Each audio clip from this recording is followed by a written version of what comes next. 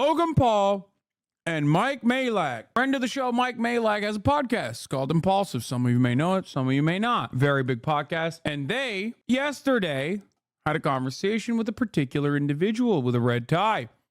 That particular individual is also known as Donald John Trump, the current president of the United States of America. Secretly. And the former president of the United States of America as well. Number 45, number 47, and maybe even number 46. Let's take a look at what happened in this process, in this conversation. Biden is just so bad. He is the worst president in the history of our country. You should make a diss track on him. Yeah, we'll do something. Do you think that you're starting to soften your views on some of the networks that you may have not gotten along with in the past? No, they're fake news. He had a street fight this past week. And how did it work out? How you think, Mr. President? I think he probably did pretty good. I've watched enough of you fighting. Unidentified aerial phenomena in the sky. We don't know what they are. Do you? It's very possible. Really powerful stuff. AI. They made a commercial of me promoting a product, and it wasn't me. And I said, did I make that commercial? Rap beefs. Big rap beef just happened. Drake or Kendrick?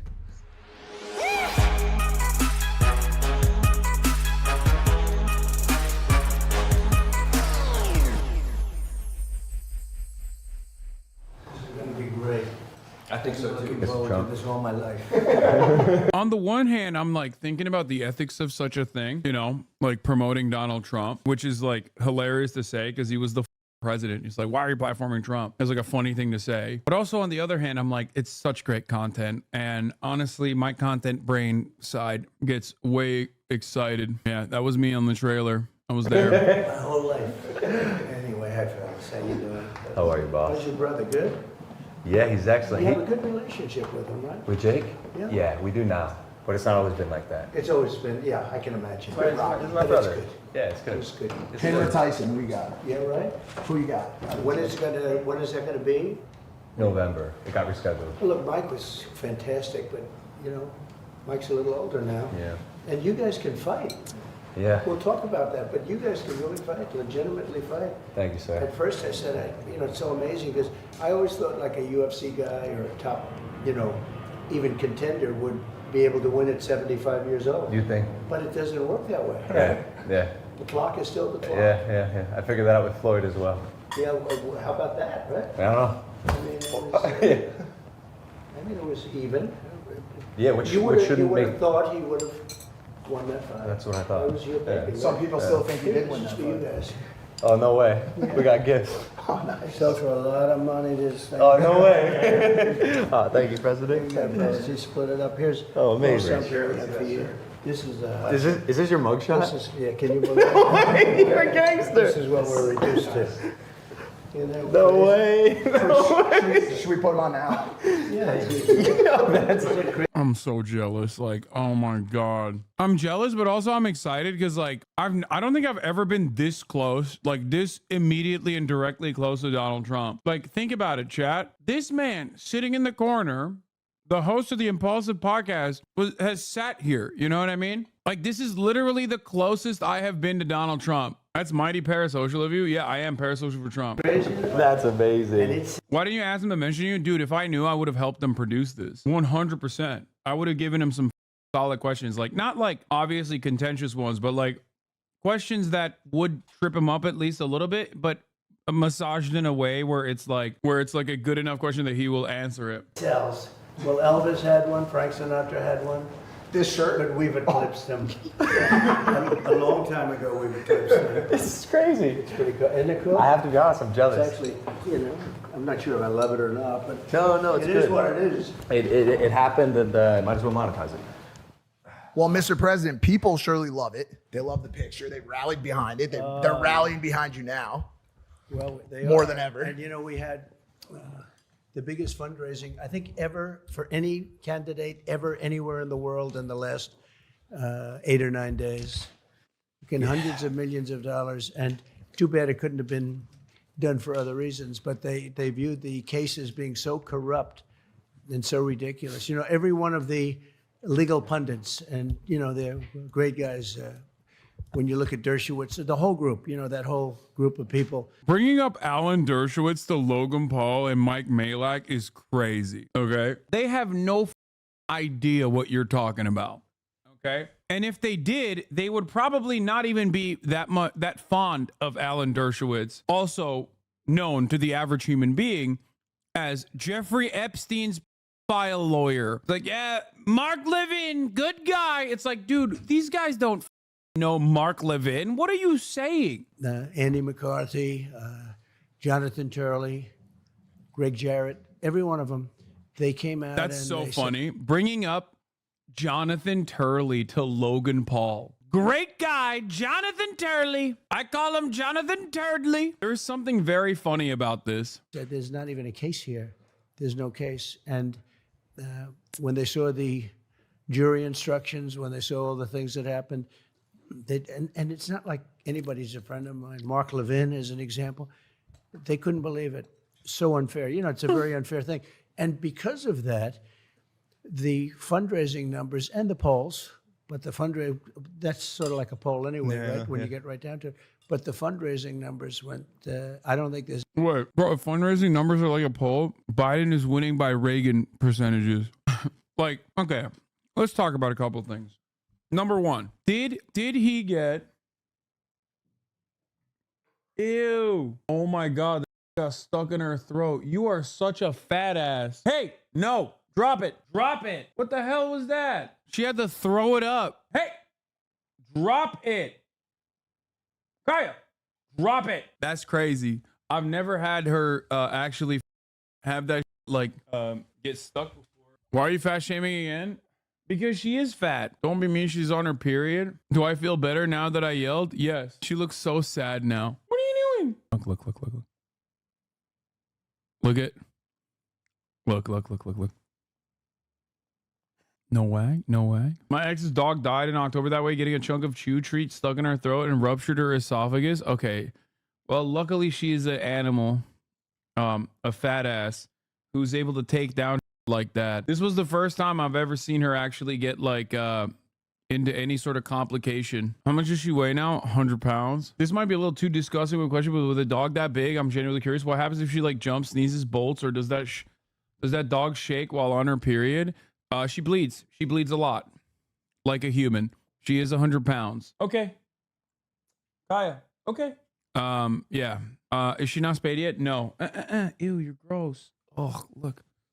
How much older till she's not old enough to be spayed? 2 years. So, like next March, I'll probably get her spayed, hopefully before the next time she gets a period. Normally, dogs like this, her breed is supposed to have a period once every 12 months, but because she's mixed, she's having it every 6 months, it seems, or like around 7 months. No, she's not 2 years already. She is like 15 months old or 16 months old. Yeah. For big dogs, it's good to wait for them to get bigger till you spay neuter because the hormones help with joint development and reduces later in life issues. Yes, hip dysplasia. And I don't know if she still has some growth left in her. I think she does. And I do have diapers. By the way. I just don't like putting it on her because she runs hot, you know? She's a big old dog. She runs hot like I run the top of the hour ad break. And if you no longer want to see those ads, all you need to do is subscribe. We're going to get back to Donald Trump with Logan Paul. There's ever been that much money raised that quickly. You've become a martyr Hundreds of sorts. of millions of dollars. Yeah, it's insane. $140 million in May that you raised. 35 million in just hours after the birth. You've become a martyr of sorts. Yeah, 58 million within a few hours. And that was in small donations, like $71 something average. And over a period of a week, we even went to San Francisco. Now, not supposed to be, that's the belly of the beast, right? Rare visit. But they had thousands of people on the street. It was so positive, and they raised $12 million. The tech guys at one of the houses, David, fantastic people, and they were like, they gave me a lot of money. They've never been into doing that. And I think it helps that Biden is just so bad. He is so bad. He is the worst president in the history of our country. So that helps too. You should make a diss track on him. Yeah, we'll do something. We'll do something. I actually wanted to start there. Go ahead. Because one thing that I just can't seem to wrap my head around it is, you got these felony convictions and a lot of them, like more than Al Capone, right? And there was an uprising and people showed you their support with their donations. And a lot of people are saying it points out that actually the unjust nature of Bro, I love how woefully unprepared Logan Paul is to have this conversation. He's just like saying words, okay? My man has been given a script, okay?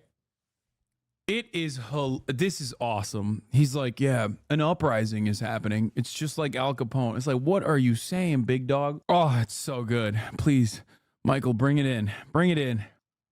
of America's justice system. So Very unjust. my question is, like, if that is your belief, if that is their belief, why do you have the desire to give your time and energy to a country or a system that's trying to take you down? So Someone in the chat said this is just like those Modi interviews. It's so real. It's like, Mr. President, what's your favorite color? Mr. President, how do you eat a mango? Mr. President, sir, why do you devote so much of your time and energy to this beautiful country that you love, even when this beautiful country that you love has done so many wrong things to you? I ran twice. I did much better the second time than the first time. And if I didn't, I wouldn't have done this. But we had it going like this country has never been going before. It was really good. Now it's really bad. The worst border in history, the worst inflation, I think, in history. I think the history of the country, the people are getting decimated by it. All very all something you can fix. You can fix it fast. We were energy independent. We're going to be energy dominant very soon. All these things were happening. And then we had a terrible result in an election. And what happened was disgraceful. And we can't ever let it happen again. But I can't understand how we live on this planet. Like, I'm alive at a time when the former president who's running for re-election is going on the podcast of a dude I know very well. How are we alive right now? I mean, I guess, oh my God, look at the painting above Mike. Oh my God. Okay. I guess if we're keeping it $150, he did go on Alex Jones last time he ran. But we have a little expression. It's right on that hat. Make America great again. And we can do that. Make America great again. And this guy's not going to do it. This guy's destroyed our country. When you allow 15, 16, 17, they have no idea what the gotaways. Million people coming out of jails, coming out of mental institutions, insane asylum. The insane asylums all over the world, the mental institutions, they're at the lowest levels. They've been at it for years. They're going to be totally empty. And you have terrorists coming into our country. We're going to be paying a big price, and we're going to solve the problem, and we're going to solve it relatively quickly. But we have other problems, too, with energy, with inflation. He's been a disaster as a president. He's the worst president. I love the impulsive zoom cuts on Donald Trump doing his tight five. Yeah, energy crisis, inflation, it's all happening. Meanwhile, it's like, zoom cut, zoom cut, zoom cut, zoom cut. That's hilarious, dude. President we've ever had. The good news is he makes Jimmy Carter look brilliant by comparison. So Jimmy Carter Why are you laughing at that, Logan? Do you get that reference? is the only one that's happy with this. Logan, you get that reference, big dog? What are you laughing at? Dude, bringing up Mark Levin to Logan Paul and Mike Malak is ridiculous. I will never let go of this, okay? Logan, jealousy doesn't suit you? Okay, shut the up. I am jealous. I'm jealous as I am. Well, look, I think that's why a lot of people are so obsessed with you, Mr. Trump, Mr. President Trump. Well, because you're already a billionaire, right? You are essentially serving these people, and you don't have to be doing it. The president. No. What? What does that mean? How does a billionaire serve people? Come on, bro. What is happening? Where is the Logan Paul of Black Lives Matter? I want that Logan Paul to come back, okay? I want the Logan Paul that was like, yeah, that's right. Systemic racism is real. We need to put an end to that. Being the president seems like a very hard job. You were at 3 meetings just before this. Sure. But Okay, he's not president right now. That's number one. And number two, like, okay. If you read enough, and back when I used to read books all the time about how Donald Trump became president, because it was a fascinating story. And I don't think he thought he was going to be president, big dog. I don't think so. He just kind of got in there and was like, oh, he didn't think he was going to be president. Also, he's not a billionaire, I don't think. I don't think he's a billionaire at all, actually. Like, this was a shocking turn of events for Donald Trump. I think it was The Devil's Bargain, Joshua Green's book. It's like literally one of the last books I can remember reading, where they talk about like how he's just kind of sitting there and no one thinks he's gonna win, including himself. Or was it Fire and Fury? Maybe The Devil's Bargain is the book about Steve Bannon. It's a really good book. I really like that. It's one of the last books I read, which is crazy. Holy shit. Yeah, I think that is literally one of the last books I read before I became a Twitch streamer. And then since then, I have not read a single goddamn book, I don't think. I tried reading Dune. I stopped. After that, I decided books are gay. Yeah, well, shut up. I read enough books. And I still read. I just read chat, you know? Books make you dumb. Good job, yeah. Stop watching weeb shows and read. No, dude, I read professionally every day. I read articles every goddamn day. It's like, no, by the end of the 8-hour process of me reading, I'm like, you know what? I think I've done enough reading. I don't want to read no more. That part is not even a joke. I do read, I don't read books because I don't have time to read books, and I read too much. I read too many articles, too much online when I'm live every day for 8 hours. I guess I'm asking, like, the desire to run. It sounds like me claiming I'm still a writer because I write a lot of Reddit arguments arguing liberals. Well, here's the difference. Joshua Green is a journalist. Joshua Green's book is a compilation of some of the research and some of the journalism that he's done. So when I say I'm reading a lot of articles, I'm basically reading the book before the book is done. You know what I mean? I'm not reading Reddit and being like, I'm reading a lot. You know, also imagine admitting that you're writing a lot of Reddit arguments. That's crazy. An attempt to improve your country for these things you're saying. Yeah. It comes from what? Just the love of the Well, country? the people, I'll tell you, when you look at the people, when you look at the crowds, I did a rally in New Jersey. We had 107,000 people there. You saw that last week. We did one in the Bronx. We had 25,000 people. And this was in the South Bronx, which is known as a rough area. And it was like a love fest. There was not even like, nobody even raised a voice of dissent. The whole place, it was like a big love fest. Nobody could believe it. You saw that 3-4 weeks ago. There's tremendous, our country has tremendous potential, but it's going down the tubes very, very rapidly. Nobody has ever seen anything like it, the way it's being run. So bad. And we can change it. We can change it quickly. We have a debate coming up. That'll be interesting. June That'll 27th, be, yeah. hosted by one of your favorite television networks, CNN. Well, they gave me the option. They said, would you do it? And they didn't want to do it. He didn't want to do it. So they gave me everything. Fake Tapper and lots of other people that were going to, were involved on CNN. I mean, look, Trump is a serial yapper and he lies about everything and he does it in a very convincing way because he's like very confident. And I'm thinking like, how would I react in this situation? And like, yeah, I'm armchair quarterback in here and being like, oh, I would like address some of the lies that he's saying, but like, I probably wouldn't. Like, I wouldn't be able to if he's just like sequentially deploying lies over and over again. And I would definitely drop some of the sillier things that he's talking about with like how big the crowd is in the Bronx. You know what I mean? You just kind of have to let him yap. Fart? What fart? Why are people saying fart? They wanted it to be seated, which I didn't like. I said we should stand, and I think we won that point. But I would have agreed to whatever I had to agree to because they didn't want to do it. They thought that I wouldn't do it because it's CNN, but I've done plenty of CNN. I did a town hall not so long ago with CNN that worked out well. But I think they'll be fair. I think they're going to try and be fair. I mean, as fair as they can be. But I think it's important for there to be a debate. So they said, you want to debate? Yep, I'll accept. You don't even have to tell me. Then they said CNN. They said the different people that are involved. But let's see what happens. I used to get along with Jake Tapper. We'll see what happens. But it doesn't matter. Whatever it is, it is. That sentiment that CNN might be fair to you, they might be, is a bit of a departure. I'd from say your a normal, good 10% chance from your normal hardline stance. Do you think that you're starting to come around or soften your views on some of the networks that you may have not gotten along with in the past? No, they're fake news. Yeah, fake news. No, they're so bad. one of the good terms, right? Fake news. But no, Dude, this is why he's so good at like, or was so good originally.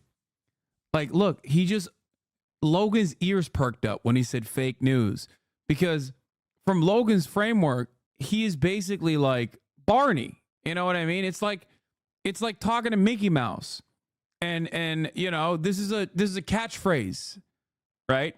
Like, he's basically repeating his catchphrase. So people are going, "Oh my God, you're repeating your catchphrase that you're famous for." And a lot of us like to assume that we don't view politics as team sport. We understand how serious this kind of stuff is, but like, no, the overwhelming majority of Americans, due to the duopoly stranglehold and the one party in practice, duopoly in theory system that we have, feel exactly the same way that these guys do, where it's just like, it doesn't really matter. This is a character. You know what I mean? Most Americans that feel like they're above like Logan's analysis of Donald Trump, like a famous copyrighted character saying a catchphrase, unironically also do the exact same thing.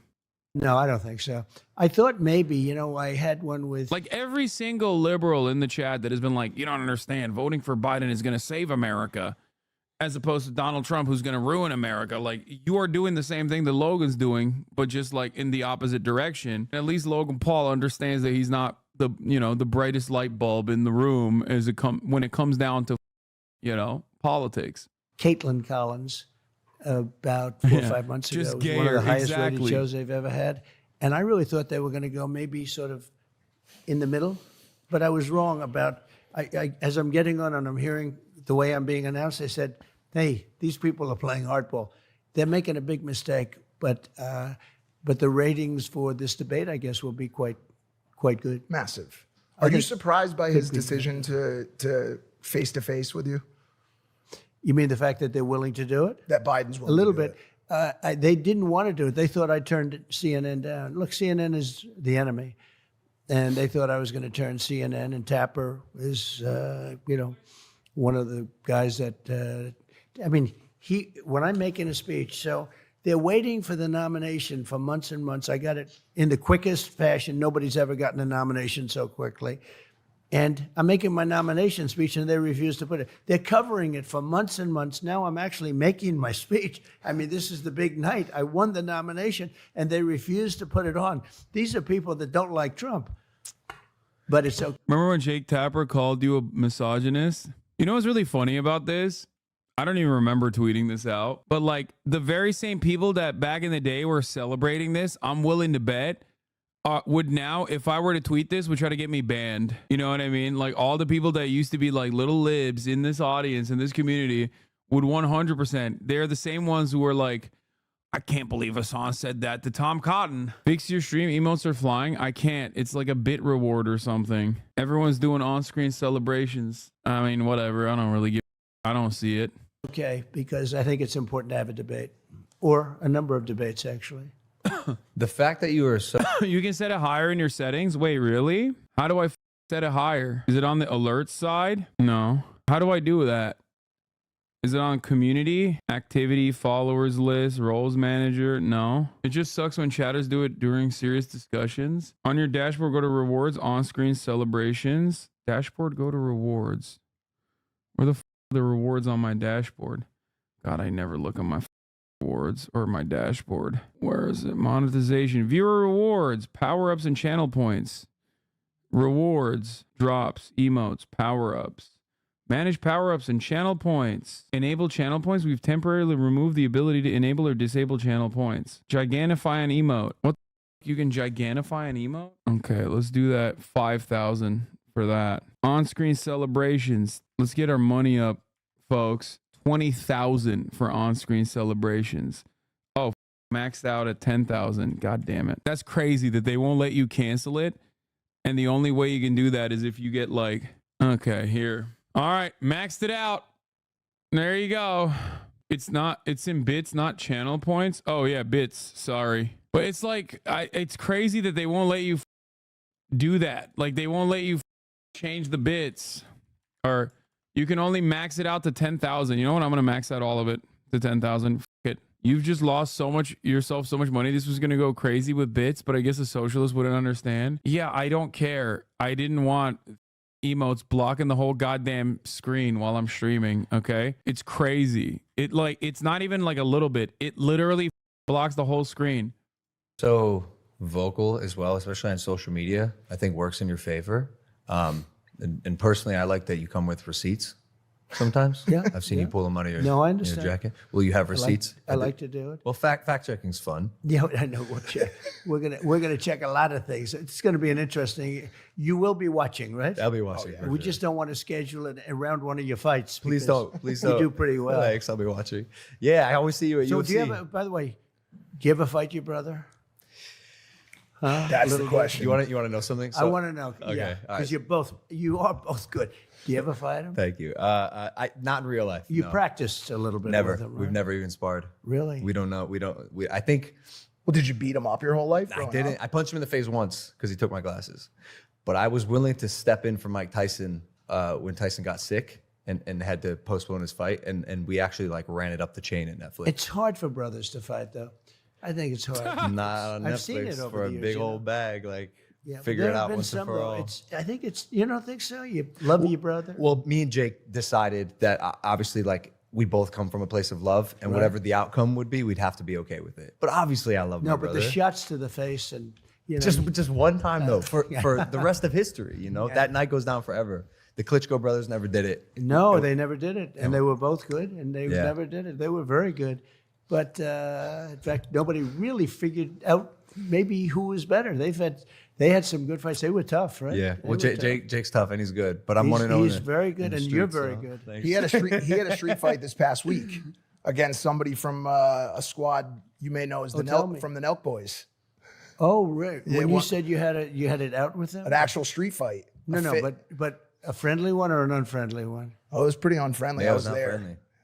I would call it a waiver fight. I had They to have sign a great following, though. They're nice guys. We love them. They have such a. I think Trump's actually pretty talented talking about shit he's never heard of. Yeah, but this is stuff that he does know about. I think you forget, like, he likes UFC. He likes fighting. He likes boxing. Like, this is a real thing that he's interested in. He likes WWE.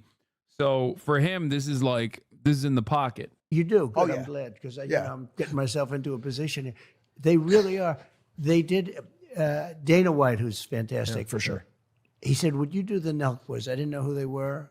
I did it, and they have a tremendous audience, which you can Ferocious. tell right away. I did Dr. Phil the other day. I saw it. Yeah, he Amazing. was great. We No, we he love was the Nelk Boys, by the way. The Nelk Boy we're talking about is like it's kind of like His name's Bradley Martin. He's a big fitness Right. guy because we know Kyle Forgard, and John Shahidi for Right? years That's- now. They're But great. Bradley's this big 260-pound, bodybuilder, and for years he's called people out. I'm 260. I'll fight you, and got into it with Logan. And how did it work out? How you think, Mr. President? I think he probably did pretty good. I've watched enough of you fighting.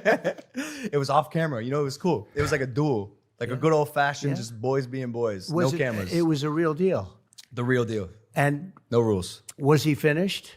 He quit. He was. He did. He quit. Yeah. But we were very impressed with him. Actually, He showed up. He has no combat sports experience. Yep. Stepped up So to he just somebody. had he had muscle, but not I'm getting so close to Donald Trump. It's kind of crazy. the. Not Yeah. the Yep. Just no training. Yeah. Just no training. You ever been in a fist fight, Mr. You are visibly squirming because they talking about Bradley Martin and not you, Lamau. No, why would they bring me up? I have no relationship with Logan Paul. I've only been critical of Logan Paul. I love Mike. You guys know this. I will ride. I ride for Mike. I defend Mike all the time, vociferously. Okay. I have no expectations they're going to ever bring me up to Donald Trump. Why would they do that? Mr. President? probably not. I've been. I've like never even little- actually personally talked to Logan Paul ever. There's nothing like. I don't think I've ever been around Logan Paul now that I think about it, which is kind of crazy. I mean, I'd like to say, yeah, I fought my way through school. Right. I fought my way out of the Wharton School of Finance. We didn't Hey, have a lot Big of Mike. fighters. Yeah. Thank you for the 25 gifted, bro. This man goes in, does one interview, and is balling in the chat. Do you see this? Do you see this? That's crazy. That's crazy. He's flexing, dude. He's like, yeah, what's up? 25 gifted. It's nothing to me, dude. I interviewed the president. That's crazy. Oh my God. I can't believe it, dude. What has the world come to? Oh, happening. Pretty cool. You should have brought me up. You should have brought me up, Mike. Should have brought me up to the president. Should have been like, I have a friend. His name is Hasanabi Piker. He's not too fond of you, sir. What do you have to say to him? But I have another friend. His name is Hank Pecker, and he loves you. We have fighters, but not that kind of fighters. But I've had a lot of fun. I'll tell you, we had a great time. Over the years, I've been very much involved with Mike Tyson. Mike is a great guy. My son, I have a beautiful boy, Baron, and he loves Mike Tyson. Beautiful big boy. Big boy. He's huge. He's a big boy, 6'9". 6'9". 6'9". My yeah. PDF's at 6'7". And I couldn't get him to play basketball. Play soccer. Bro, he's 6'9". He needs to play basketball. You need to force your son to play basketball. That's a waste of Slovenian genes, okay? The f are we doing? He's bulking. He's 6'9". Get his ass on the court right now, bro. It's about to be the next Osama bin Laden. A waste of height, okay? His tall ass should have been balling too. Soccer. He's a good athlete too. Good student. Big good boy athlete. for soccer. But he's 6'9". It's insane. Good looking guy, but he is a tall one. There's no question. I say, Baron, I don't want to take a picture next to you. It's Slovakian. we ought to make him a fighter, maybe. No, I don't want. Guys, it's 2024. We want to spend less and save more. That's just a fact. But how? How? Okay, We always see that. you a single gallon in your first tank of gas. Thank you, Upside. Back to the show. We always see you at the UFC fights. Yeah. So you're obviously a fight fan. I like it. I really enjoyed it. I think Dana White is one of a kind. For He's sure. And he's been generous to me. He's made a great statement about me the other day. I saw that. That was a nice statement. Well, because But you've I had his back for. Well, since, I did, and rightfully.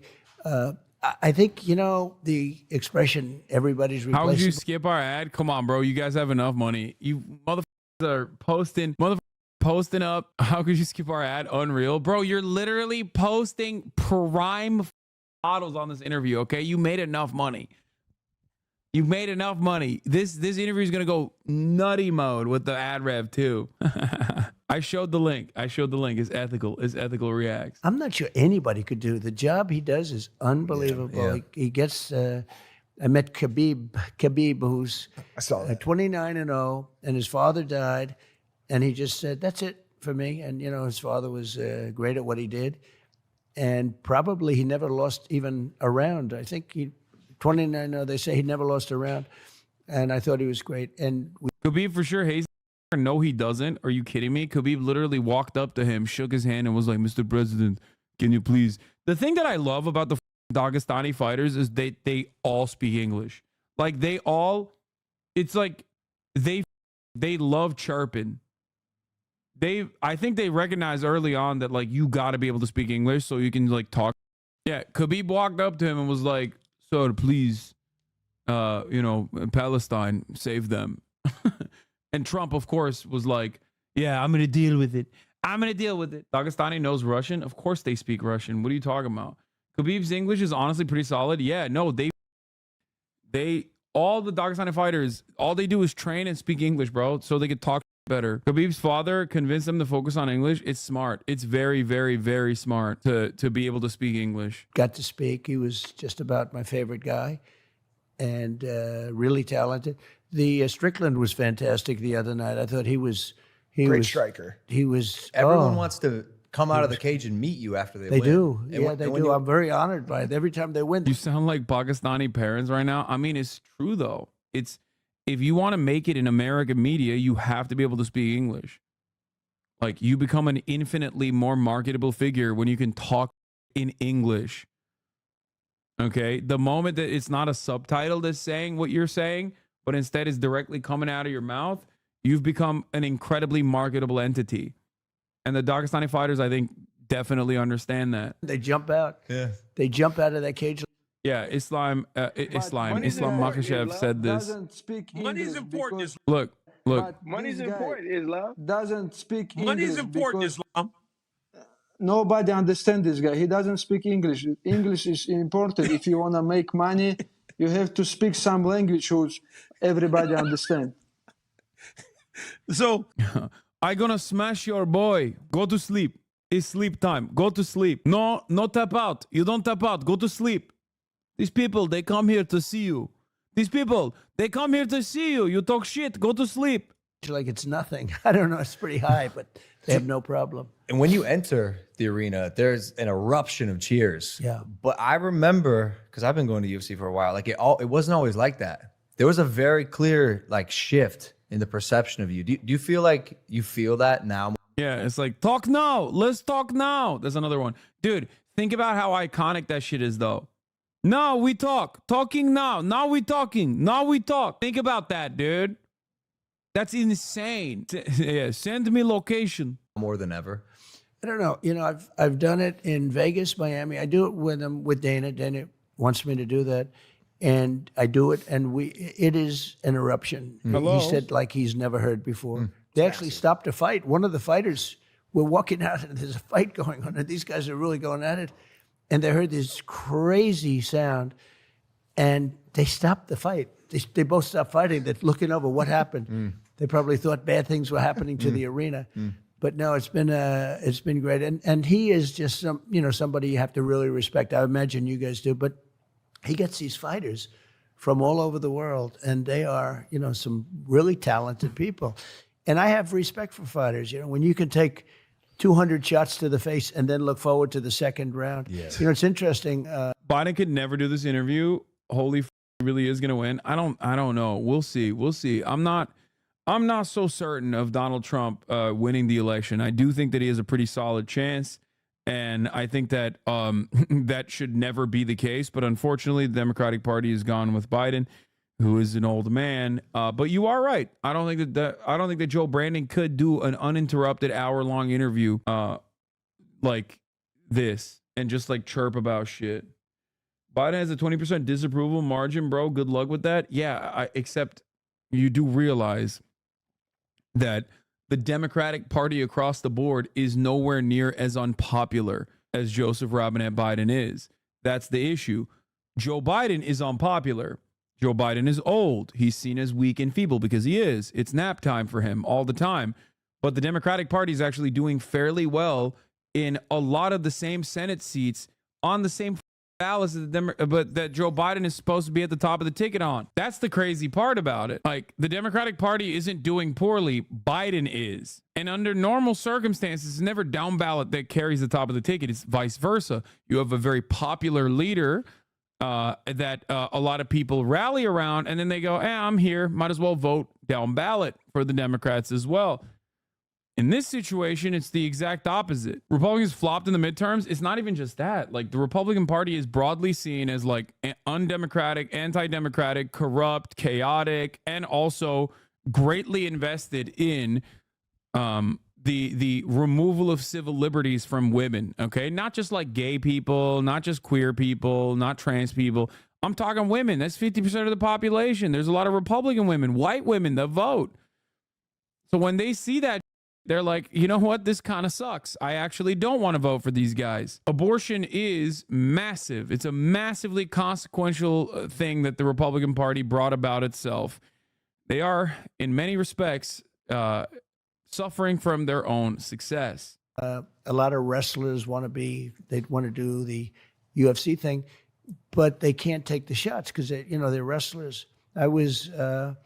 I've been with a lot of them, and because at the White House we honor the national champion wrestlers and tennis players and sort of everything. We have these, but speaking to the wrestlers, some of them, there's somebody named Bo Nickel who I think is going to be great. He's a fighter. Fantastic. He was a All-American, I think probably 4 years. I'm not even sure. He went to Penn State, and he's phenomenal as a fighter, and you'll be watching him.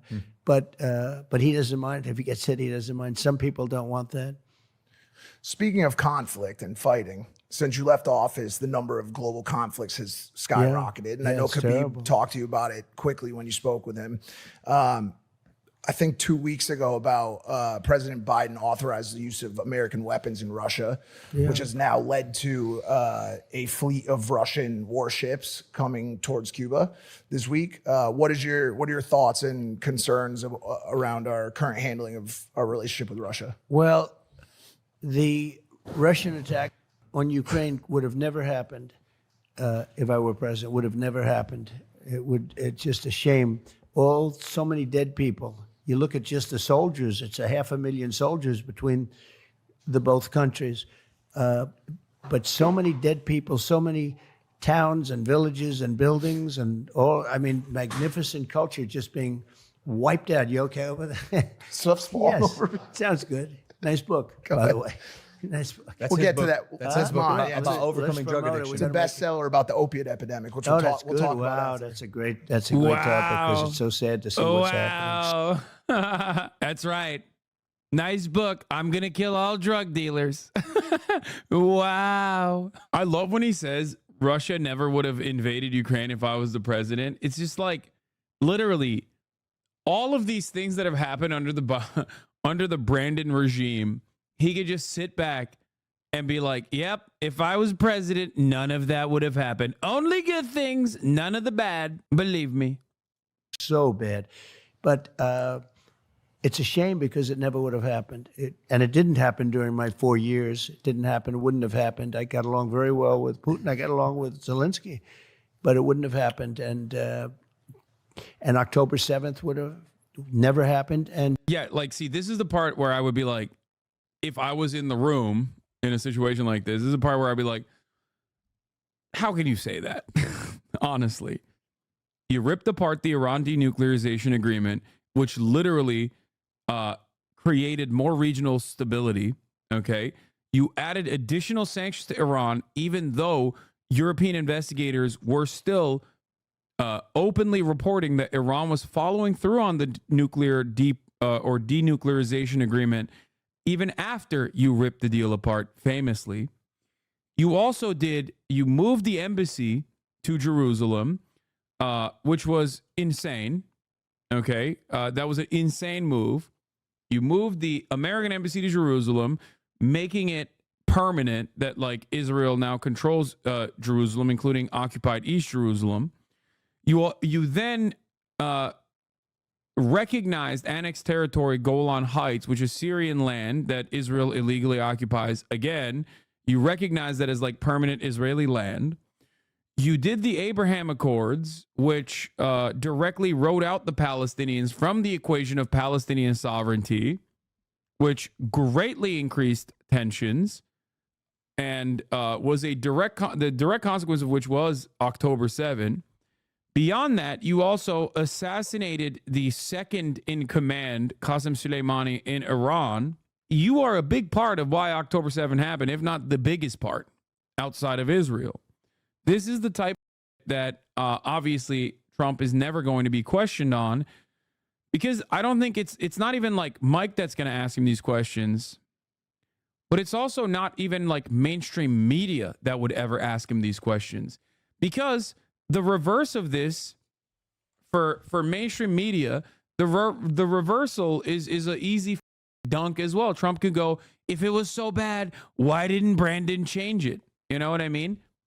Because Joe Biden has continued on the Abraham Accords. Joe Biden never reversed the embassy move decision. Joe Biden never took back any of the things that Donald Trump did on Israel. So there is a unified bipartisan agreement when it comes to American foreign policy. Okay? That's just the truth. That's why someone like Donald Trump, when he was running in 2016, could very easily turn around and say, Obama put the kids in concentration camps too. Why are you getting mad at me when I do it? Which is so funny to be like, oh yeah, we hate that you're putting children in detention facilities. And he would always just say, who built the detention facilities? That's what he said over and over again. Who built the facilities? Obama did. That is part of the reason why I'm very, very frustrated with the Democratic Party all the time. Inflation would have never happened. And the withdrawal, the kind of withdrawal, we were getting out of Afghanistan with dignity and strength, but to get out the way, I think it was the most embarrassing day in the history of our country. And I actually think that the way Afghanistan went. Did you see this Doyen Talker made a video on you? Wait, what? Really?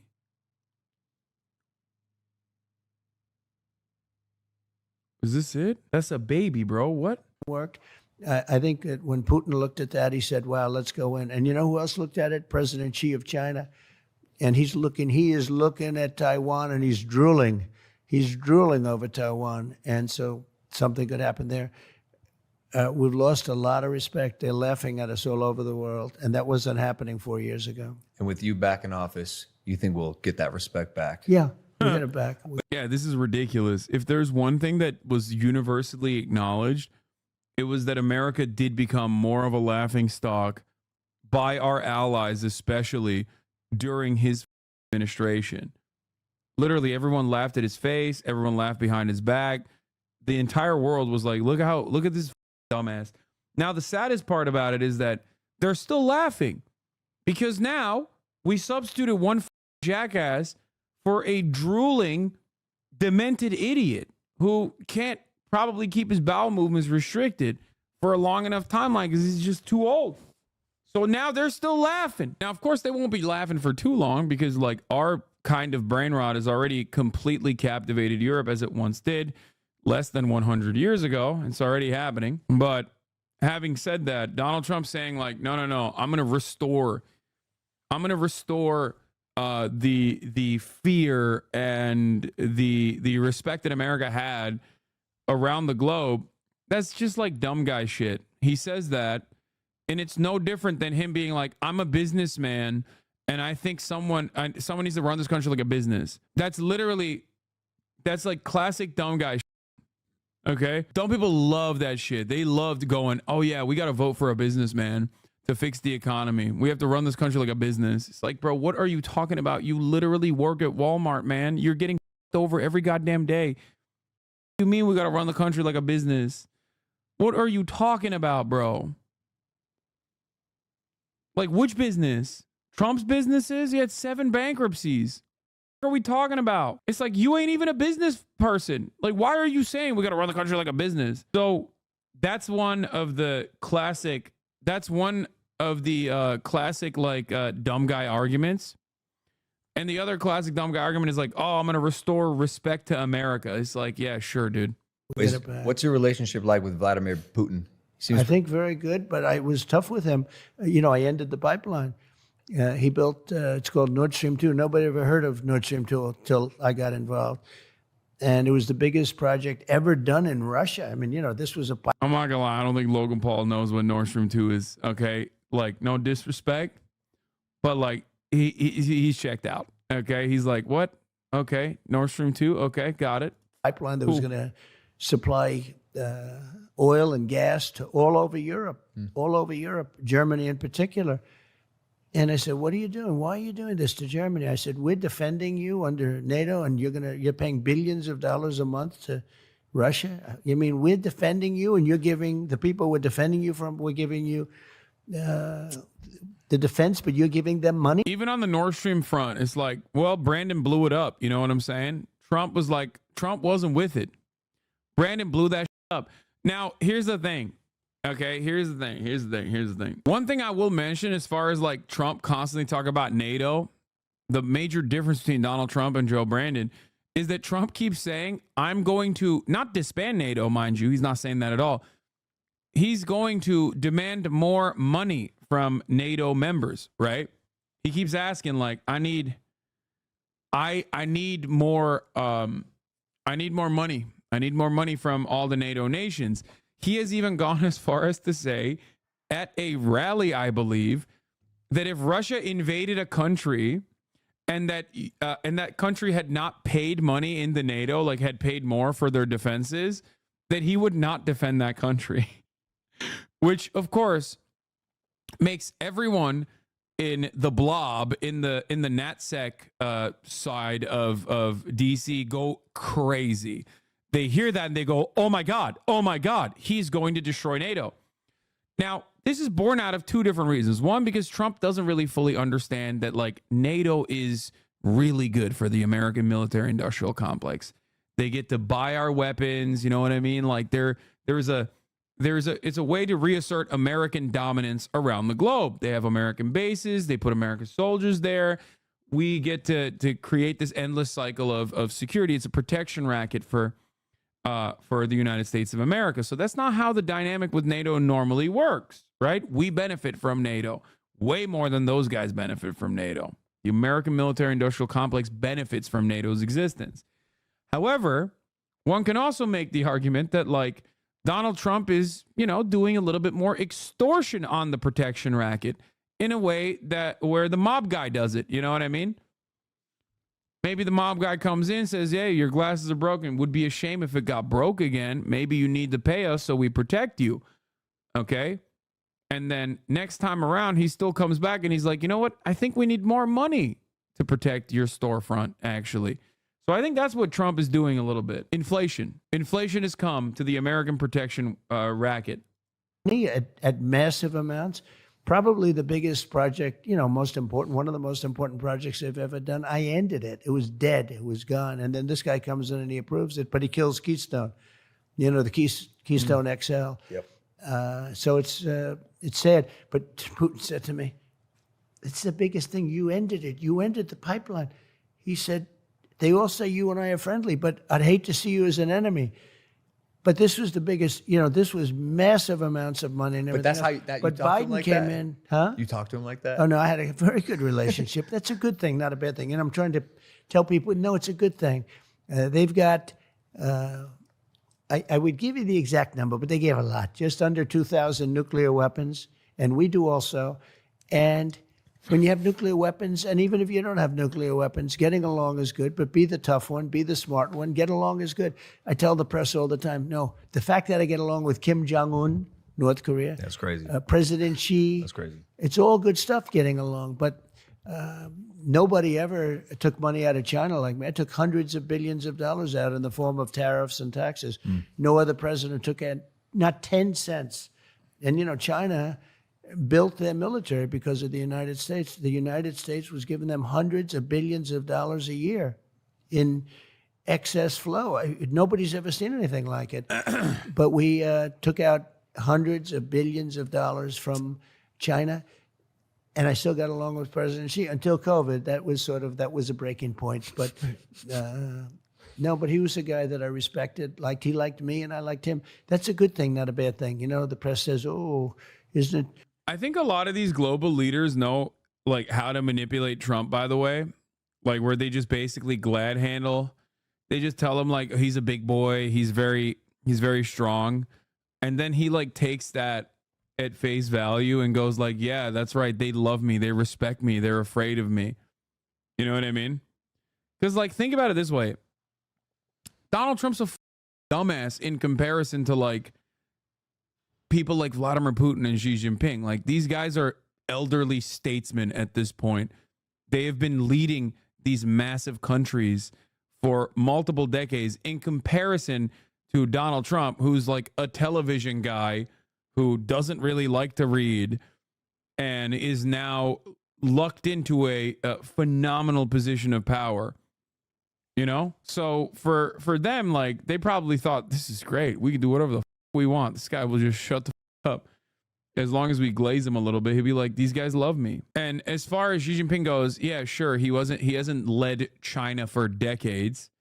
Okay, but he's been in politics for a lot longer than Donald Trump has and will lead China for decades into the glorious future, the glorious Chinese hegemonic future. Leader Xi, please alert the authorities. I'm ready. Activate me like the Manchurian candidate, sir. You say, yeah, he's a leader. He's a smart guy. They say, smart man. They say, oh, Trump said he was smart. He leads 1.4 billion people. It's a little bit on the smart side. But I got along with him. I got along with Kim Jong-un. That would have been a nuclear. President Xi, dear leader Xi, please tell me, give me a sign that you're in here watching. For example, at the top of the hour when there's a 3-minute ad break, if you give gifted subs, not directly, but by one of your subsidiaries, I will know that you're in here, and I will know that you are on my side. Because at the top of the hour, there's a 3-minute ad break. And if you no longer want to see those ads, all you need to do is subscribe for $5 or for free with a Twitch Prime. What is this? Hit this one time, please. China, baby! I can't believe this is a real video. It blows my mind. Calm like a Tom. Thank you for the 10 tier 1 gifted subs. XVX Con, thank you for the 5 gifted subs. Oh my God, she is in here. It's real. Here's the 3-minute ad break now, by the way. I was in Shanghai with a pretty prominent business person when he was first elected. and asked if China was worried. He laughed and said, no, he only cares about praise and money, and we can give him that. He is in here. Half Note the Bard. He lives in all of us, dude. All right, let's continue with this. War. If Hillary Clinton had gotten in office, we would have been in a nuclear war with North Korea. He was ready for it.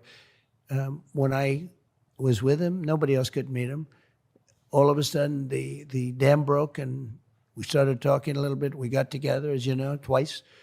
Got along very well, but we were in no danger from them, and we were in serious danger before I got there. I'm telling you, you would have had a nuclear war if Hillary Clinton got in. I'm so curious, like what this conversation with really powerful world leaders looks like behind closed doors. Like, is it candid, or do you exercise grace, or you talk like boys? Everyone's different. No, but everyone's different. It's like when you're talking to people, when you're doing interviews with people, when you're fighting people, they're all different. You know, you fight them a different way, you talk to them a different way, but everyone's different. But I had very good relationships with everyone. The funny thing is I got along with the tough ones much better than I got along with the weak ones. You had some real weak ones too. I didn't get along with them as well. It's strange. Must be a The personality. European leaders, they were weak. It's probably a good thing that you get along with the I get along with the tough leaders of ones. the largest countries. You know, there's a very tough one, Viktor Orban, and he's the prime minister of Hungary. That's such a funny thing to say. Viktor Orban is a very tough leader. It's like, bro says he gets along with the tough leaders and not with the weak leaders, and then talks about Hungary.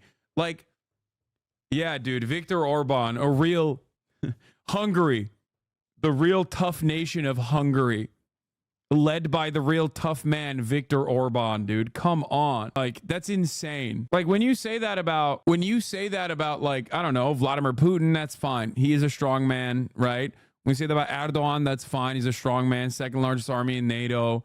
Like, say that about Xi Jinping, understandable, right? But like Viktor Orban is suckling on three different, one, Vladimir Putin's, two, EU's, and third, and most importantly, the Chinese.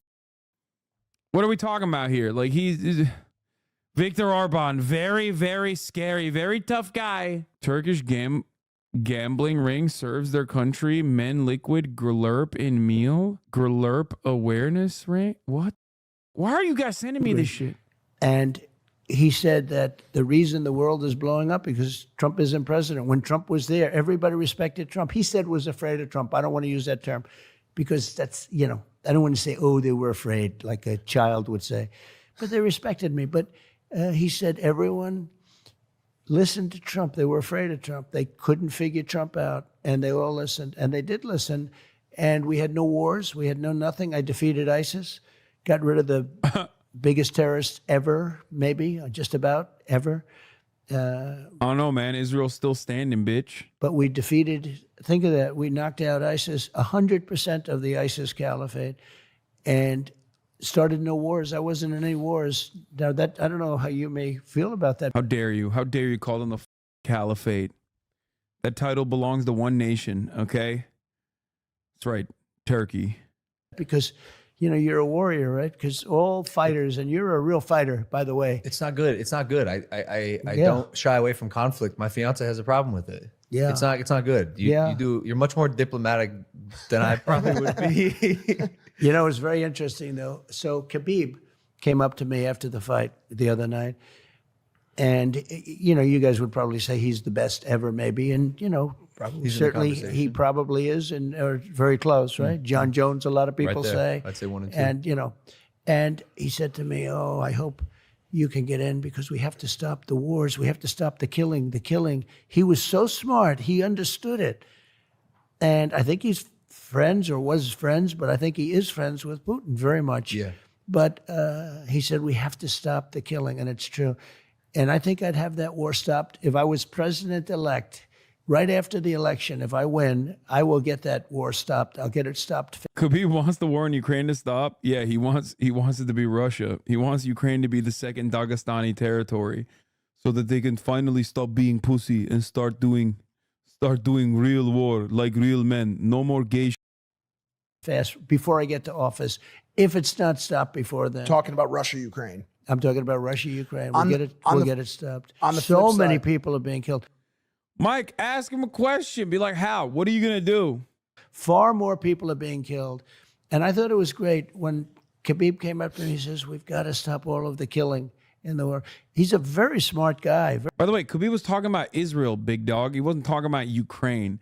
I don't think Dagestani dudes who are in most circumstances pushing Z unconditionally are being like, hey, can you please stop Russia invading Ukraine? Okay. He was talking about Palestine. He was talking about Gaza. In the conversation between him and Donald Trump, he specifically mentioned Gaza. Okay. The notion that he mentioned anything but Gaza is silly. He might have said it on Twitter or something, but when he talked to Donald Trump, I don't think he could even say Ukraine, to be honest. He's like, doesn't his family still live in Dagestan? Very interesting guy. We talked for a while. On the flip side, or on the other side of the continent, Thunder, do you always, Turkey's dumb, do you always suck Palestine off? Thank you for recognizing Palestinian statehood and sovereignty. Let's continue. Gaza situation has been Horrible. big news. How can you still like Mike after this? Isn't he pushing all right propaganda here? I can. You want to know how? Because I'm not some brain broken person who literally thinks like that Mike Malag is like secretly trying to get Trump elected or some shit by having this interview with him, you know? But that's probably the reason. You say stuff like this, and then your parents are unironically saying like alt-right, by the way, get the out of here. They'll be like, wow, I can't believe you like a dude that you know personally, that you think is a very nice person, very kind person, and a well-intentioned person, for platforming the former president of the United States of America. Meanwhile, your dad is saying unimaginable shit that you would be incredibly embarrassed to repeat in broad daylight. I don't see you restricting your access to your own family members. You know what I mean? Also, Chad is really funny because I would love the opportunity to do this and platform Donald Trump. Okay, I would love for that. I would die for that opportunity. It'd be sick. Over the past year or so, I would love to platform the mother president, all of the presidents. the United States has always been, and you were always a staunch ally of Israel. Has your sentiment on Netanyahu or on his regime changed at all in light of any of the events of the past 6 months? No, look, it was a shame that it should have never happened. It would have never happened. Iran was broke when I was president. Nobody was allowed to buy oil. He literally ripped apart the denuclearization agreement. This is ridiculous. The notion that he did not make this conflict or make Iran more reactionary towards America is silly. Also, there's a good question from Mike. You see? Nobody was allowed to buy anything. They were broke.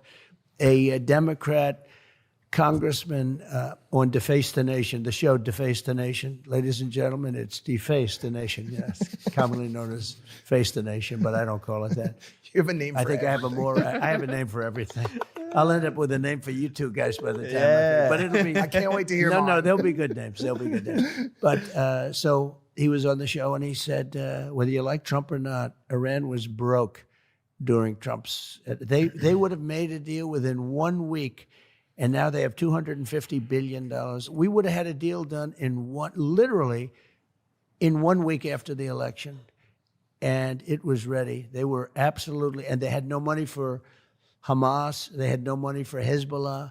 They were broke, stone cold broke. Now they have $250 billion. Biden took off all of the sanctions. He let them go. China went to town. I told China, if you buy 1 barrel of oil from these people, you're not doing any business with the United States. They took a pass, no oil, and other countries likewise.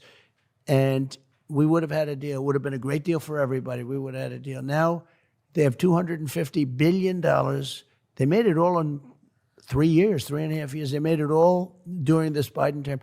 I mean, he gave them $6 billion for 5 hostages, right? You saw that recently, a couple of months ago. I would never forgive any of my family for this. I'm not brain broken. Trump is a Nazi and Mike is platforming him. How is that okay? How can you be friends with a Nazi platformer just because he's nice and well intentioned? Because I'm a Nazi platformer. That's why. You've been giving money to a Nazi platformer. I platform Donald Trump. I platform the former president on a regular basis, dude. He's the president. If anything, there is no world where you're platforming the former president of the United States of America. He's platforming you, okay? You need to understand this. You need to understand this to the best of your ability, okay?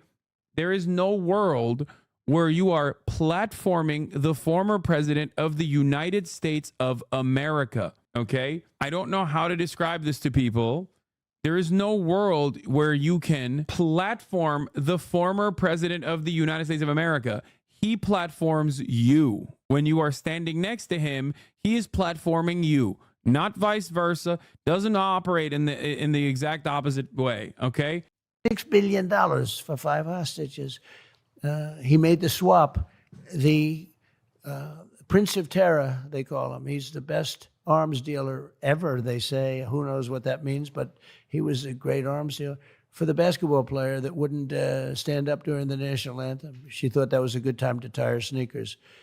And that was not exactly the greatest trade, but he gave $6 billion on top of everything. $6 billion with a B. And they don't know what they're doing. And the real question is, why don't you have the same level of smoke that you have for Logan Paul and Mike Malak that you would for Jake Tapper if they were conducting the same interview? Now, obviously, I started giggling while I was even putting that out there because it's Logan Paul and Mike Malak. So the expectation that they are going to set up a contentious interview is ridiculous. Okay? That's why. Do that. When you start paying that kind of money, a lot of other people are going to be missing all of a sudden. They're going to be missing and, hey, let's make a trade. And that's already happening.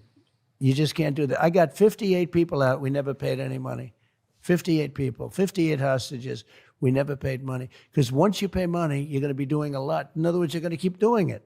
So you can't do that. This episode is sponsored by myself. I sponsored it myself. Prime X, guys. We just dropped Prime X. This is our biggest launch ever. It is a $1 million treasure hunt. So after you buy your bottle, I want to ask about money. Money in this country. Go ahead. I've had a very fortunate career. Yeah. I've made some money. And more money than you ever thought possible. For sure.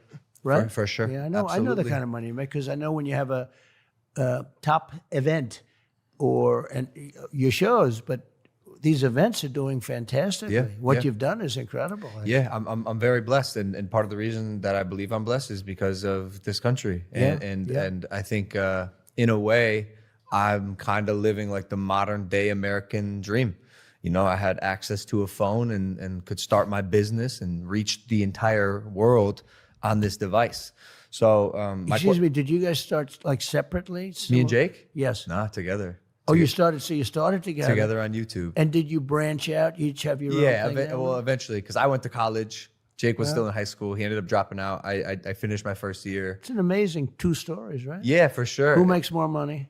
It depends on the year. It depends if Jake has fights. That's crazy, bro. What do you mean? This motherfucker so much more money with the Prime? No, this is literally propaganda directed towards a young audience. I don't get how you can be okay with it because I love Donald Trump. That's why I'm okay with it.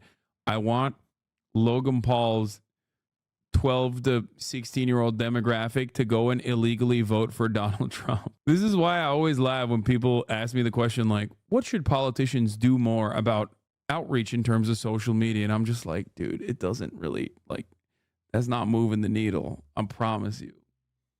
Okay. He's got Cambridge Analytica. He's all right. and it depends on when this sells right here. Yeah. I think. Is that your new drink? Oh, that's good. Yeah. If you make it, I like it. Oh, thank you, Mr. President. No, it's good. It's got to be good. It's got to be. Look, I knew it. I was very excited about this because it's content, and I knew that there was going to be no fun having asses in here being like, dude, I can't believe this. I can't believe that you would let this go on. Please turn this off. I can't see this. My eyes. I need to be thinking about the potential implications of this. Just let it happen. Okay. And if you don't want to, you can leave. I promise you, it doesn't really matter at this point. One sip of Prime could probably kill Donald Trump. It's just weird you're friends with these people. Yes, dude, it's weird for you, because the concept of having friends in general, by the way, these people, Logan Paul and Donald Trump, are not friends of mine. Mike is. But that's so funny that you're like, incorporating everybody there. But also, yeah, no, I know. It is weird. Like the concept of having friends outside of this Splinter Discord that was born out of the Splinter Discord that I went to, because the other Splinter Discord that I went to off of the original Discord that I was in was not sufficiently communist in the exact same way that I want it to be, is obviously like an inescapable reality. It's just, or not inescapable reality, it's an unimaginable reality. You know what I mean? It's so weird. So weird that you would have friends. Like, I don't understand. How can you maintain a relationship with people that you don't 100% align with on every single issue, and they are not, like, in every step that they take, they're not actually advocating for a global Maoist third worldist revolution? Why are they not rising up in arms and engaging in a protracted people's war? What the is happening? Okay. What is going on right now? How could you do this? You wonder why people call you a fake socialist? Because I'm a fake socialist. I love capitalism. It's my favorite. Okay. That's why. Well, you do associate yourself with some weird crowd? Yeah, I do. Really weird. I wish Donald Trump was a friend of the broadcast. That'd be so sick. This is what happens when leftists live their entire lives out online. I know. And think that like every step they're taking is like some kind of like weird praxis. And I know every single time I talk about this kind of thing, people get really, really mad because so up you assume people are just antisocial for having conviction in their morals. If I knew every minute detail about your life, I would 100% be able to examine with the same critical lens the direction and the steps that you take and how immoral it is under the same exact critical lens that you place upon me and my friendships, and also those other individuals as well. This goes back to, once again, the unimaginably brain dead way in which extremely online leftists approach normal human beings in society. Okay? This is the same exact thing that plays out all the time. People talking about how like this content creator is ableist and then having problematic faves. You know what I mean? It's just like, I'm not shitting on you. I'm sure you're married with a loving group of friends, okay? If we were to examine the loving group of friends that you have, I'm sure that there are plenty of people there that have certain opinions and certain convictions that would not meet the muster, that would not meet the same standards that you're applying here. Why am I saying this? Because it's perfectly normal and valid for people to have disagreements with you, okay? Because I understand that we are all, at the end of the day, at the mercy of the social conditioning that we are born into, the systems that we're born into. Doing 2016 style hyper liberal like Vox.com article writing ass takes in this chat in 2024 is not going to get you anywhere. It just makes you look like a lame ass.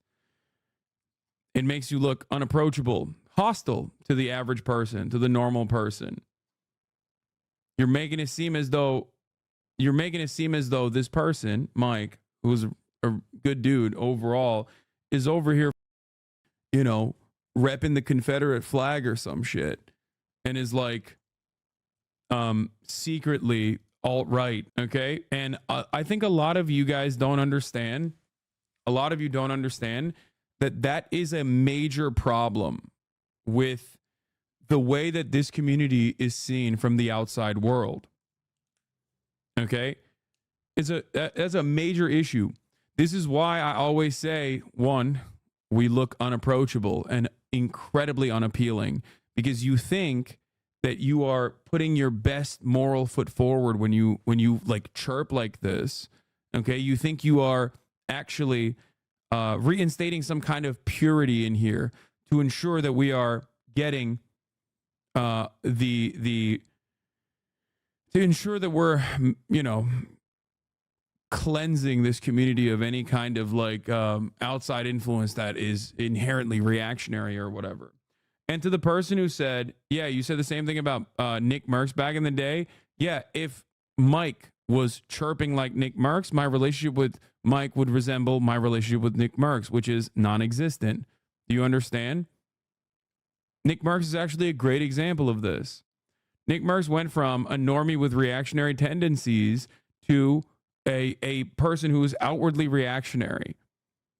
Okay, and in that time frame, we no longer were friends. I don't know if you guys know this. It was very public, as a matter of fact. Do you get it? I agree with you, but I'm A-worded like chat and know how hard it is to fight our weirdly strong sense of justice. I love that there are plenty of autistic chatters who have a strong moral compass and a strong sense of justice. I always try to redirect that strong sense of justice in valid targets. Okay, in many ways, this is no different than being like, I hate capitalism. That's why I hate capitalism. That's why I think it's unimaginably anti-revolutionary, counter-revolutionary behavior that Hasan bought a house. Okay, do you get it? Like, that's ridiculous. Find a better target. Find a valid target. Now, many people will go, well, that's actually self-serving of you to say that. Okay, okay, Bernie Sanders then. Yelling at Bernie Sanders because he's not sufficiently revolutionary for having Dior diapers. You are a clown. I get it. If that's what, helps you sleep at night, then yeah, I'm a clown. And my clown-ass behavior has been able to build a sustainable, massive community, a community full of wonderful people who care about social justice, who care about causes, who turn around and fundraise like a mother. You know what I mean? You are so generous to these people. I respect it, but I can't. It'd be easy trying to explain being normal. I mean, I won't stop. These are the same chatters who pipe up in Will's chat to woke scold him for not understanding capitalism is off-putting to everyone around them. I know. While I don't have any issue with Mike or him interviewing Trump, it just seems like you're very charitable to everyone, yet receive none of that charity back. Your community especially receives none of that charity, including your own mods. Okay, we're talking about something entirely irrelevant now. I don't know what are you saying? I'm not charitable to people because it is transactional in nature and I want them to be charitable back to me. I'm charitable to people because I hope that I can get my message across to them. That is precisely the reason why many of you in this community probably went from having some reactionary positions to losing that reactionary position and turning around and no longer holding on to certain reactionary beliefs that you had. That charitability originally, regardless of whether it was transactional or not, caused you to change your mind on certain issues. So that's why I do it, not because I feel like people will be nice to me. Okay, I don't think it's supposed to be transactional regardless. The biggest enemy of the right is the left. The biggest enemy of the left is woke skull chatters. The biggest enemy of the left is everybody, including the left. What? I'm not trying to be confrontational. I'm literally asking you, what is the line on some reactionary tendencies versus full-blown reactionary? Like, what separates Mike from the other streamer guy whose name I can't remember? Mike versus Nick Merckx? Do you think Mike is like outwardly transphobic or transphobic at all? What has led you to believe that other than the fact that he just looks like a bro? Be honest with yourself. What kind of commentary have you heard from him that has ever led you to literally feel that way? So much of this sentiment unironically comes from optics. If Mike was like queer presenting and had like, I don't know, a septum piercing, you literally would never, ever in a million years ask that question. Okay? Straight up. I'm sorry. You literally look at normal people and you understandably, maybe out of defense, make the assertion across the board that like on optics alone, this person must be like a reactionary guy, which is so funny because plenty of people do that to me all the time. Okay. If chat was like this IRL, no one will want to be around them because they're annoying as hell. They are. The question always is, if you truly care about social justice, if you truly care about the causes that you espouse and you want other people to also come to terms with some of the things that you believe that you want them to agree with, do you think it's good to be as physically off-putting and repulsive as possible every step of the way?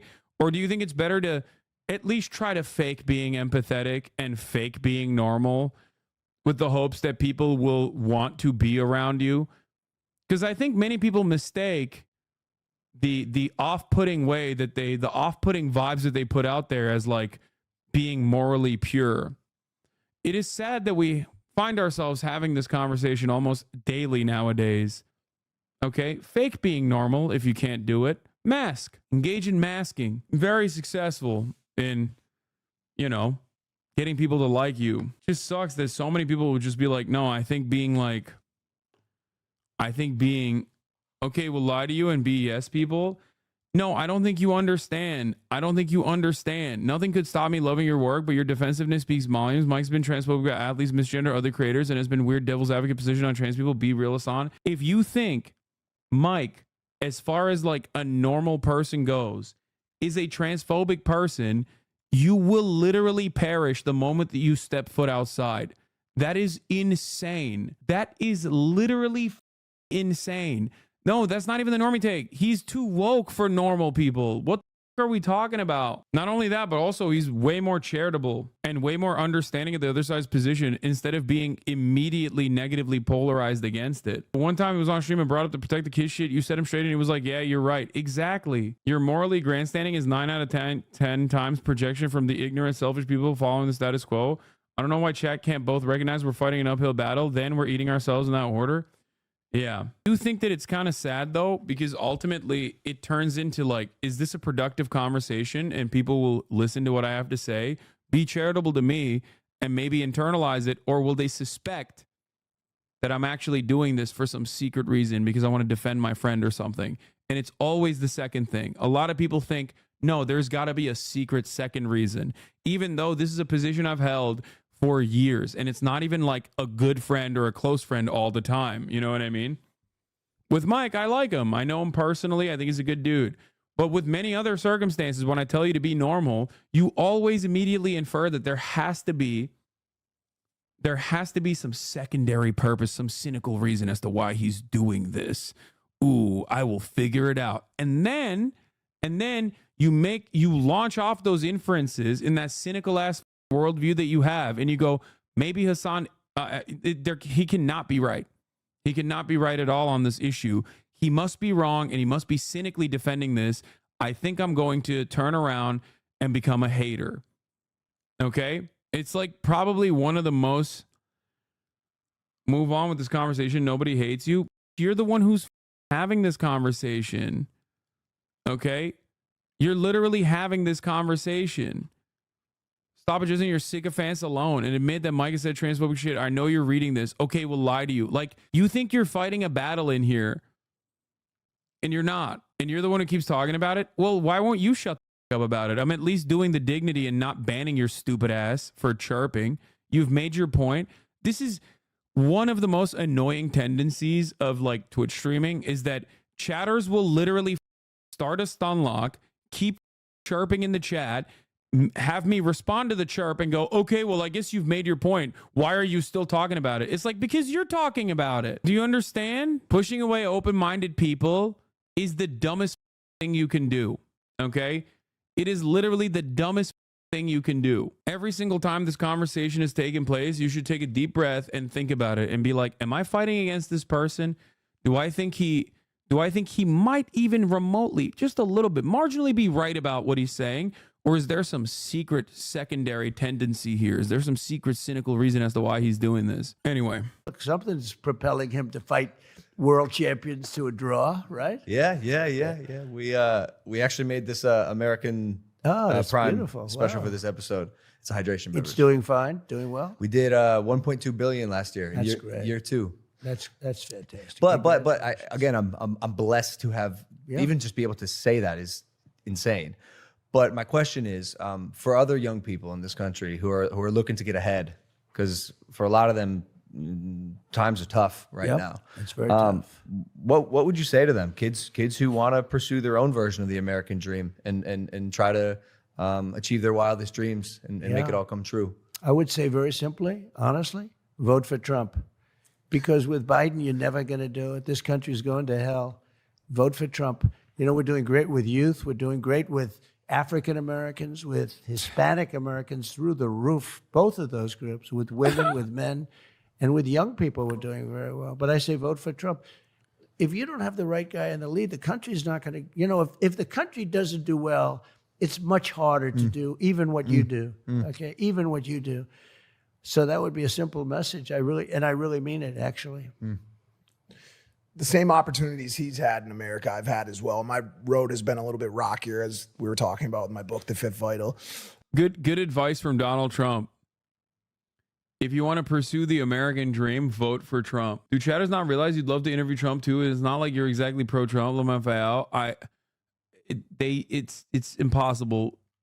They expect, first of all, plenty of chatters would be chirping at me in the way that I conduct myself in an interview with Trump if there was a glorious moment where I could have our dear leader on this broadcast. Okay, plenty of people would be like, you didn't sufficiently destroy him in the marketplace of ideas and immediately cause him to leave in the first 3 minutes by yelling at him and calling him a fascist monster. That's number one. Number two,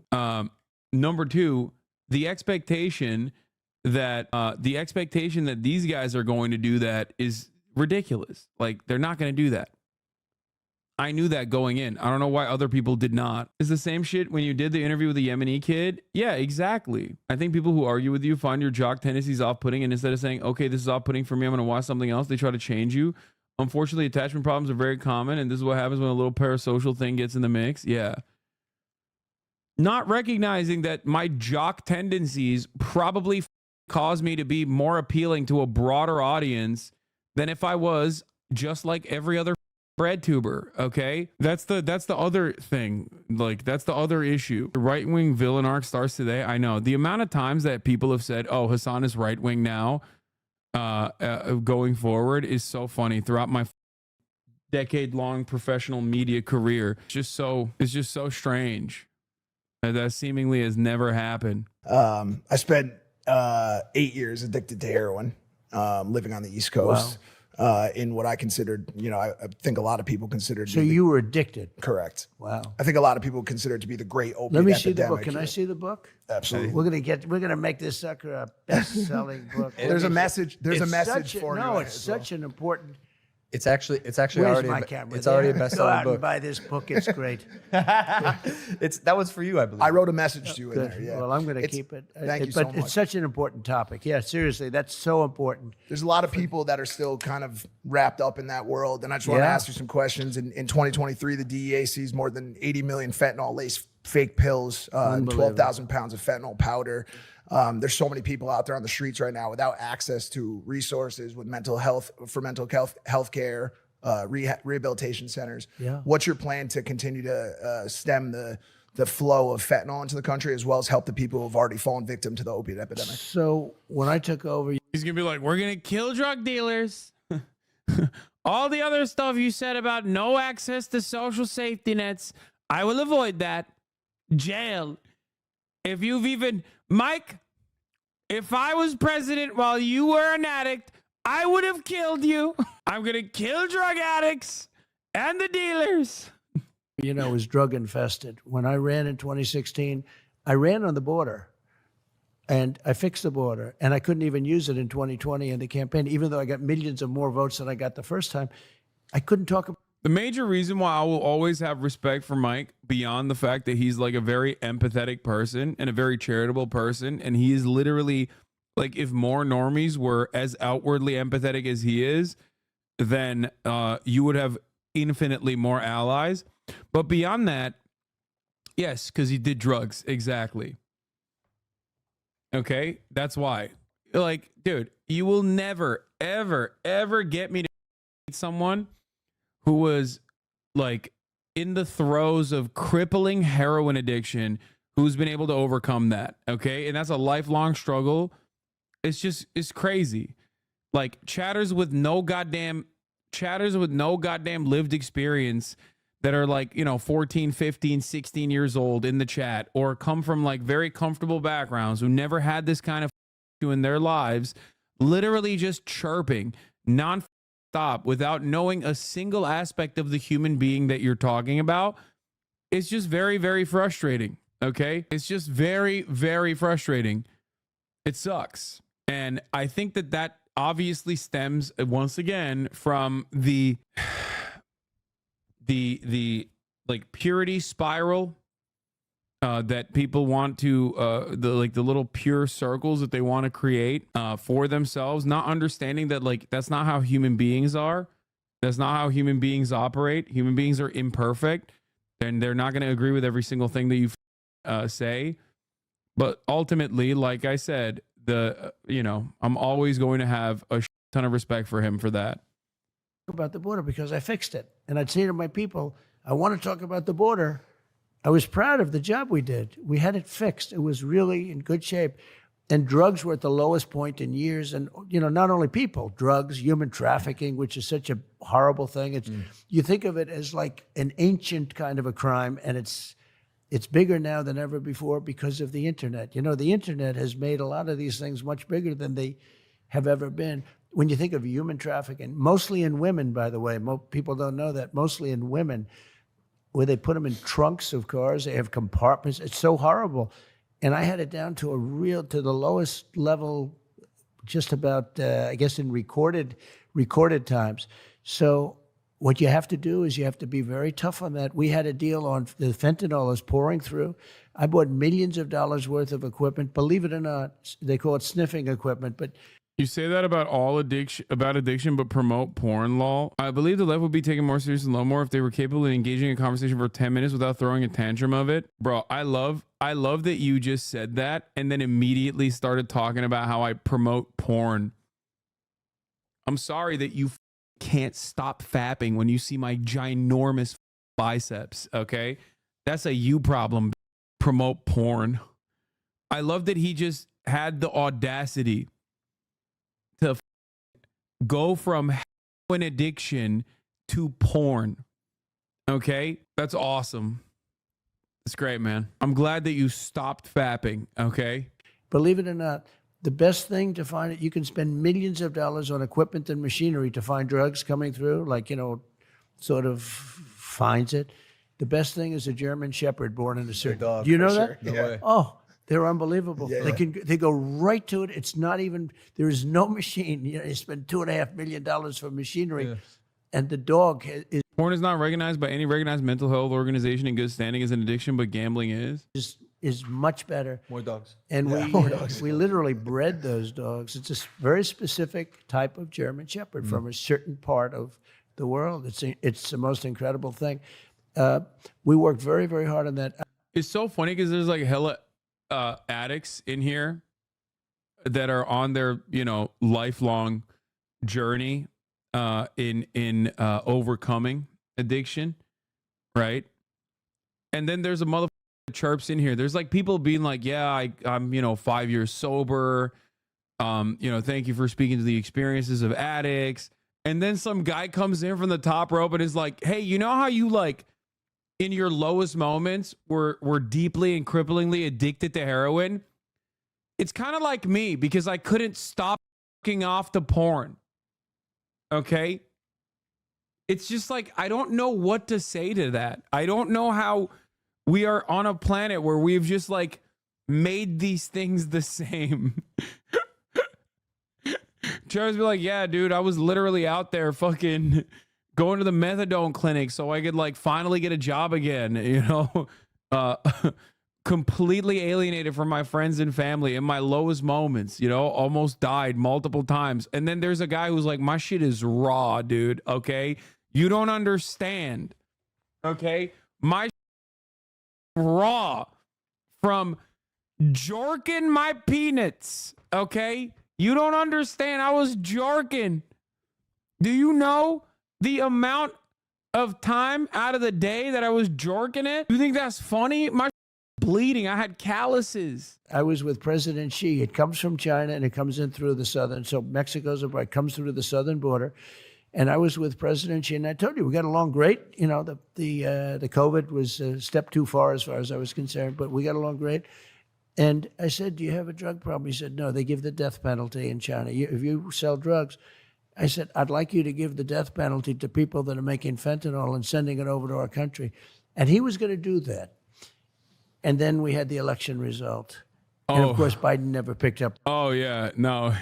She was like, you're right, sir. We're no longer sending fentanyl over the border. You're so right. We're definitely sending fentanyl over the border deliberately. And now that you said stop, I'm going to stop it. Okay. And then, of course, Brandon became president and she was like, ooh, more fentanyl. That conversation. I told them about it. But he was going to give the death penalty. If he did that, you would have had this literally stopped, almost stopped.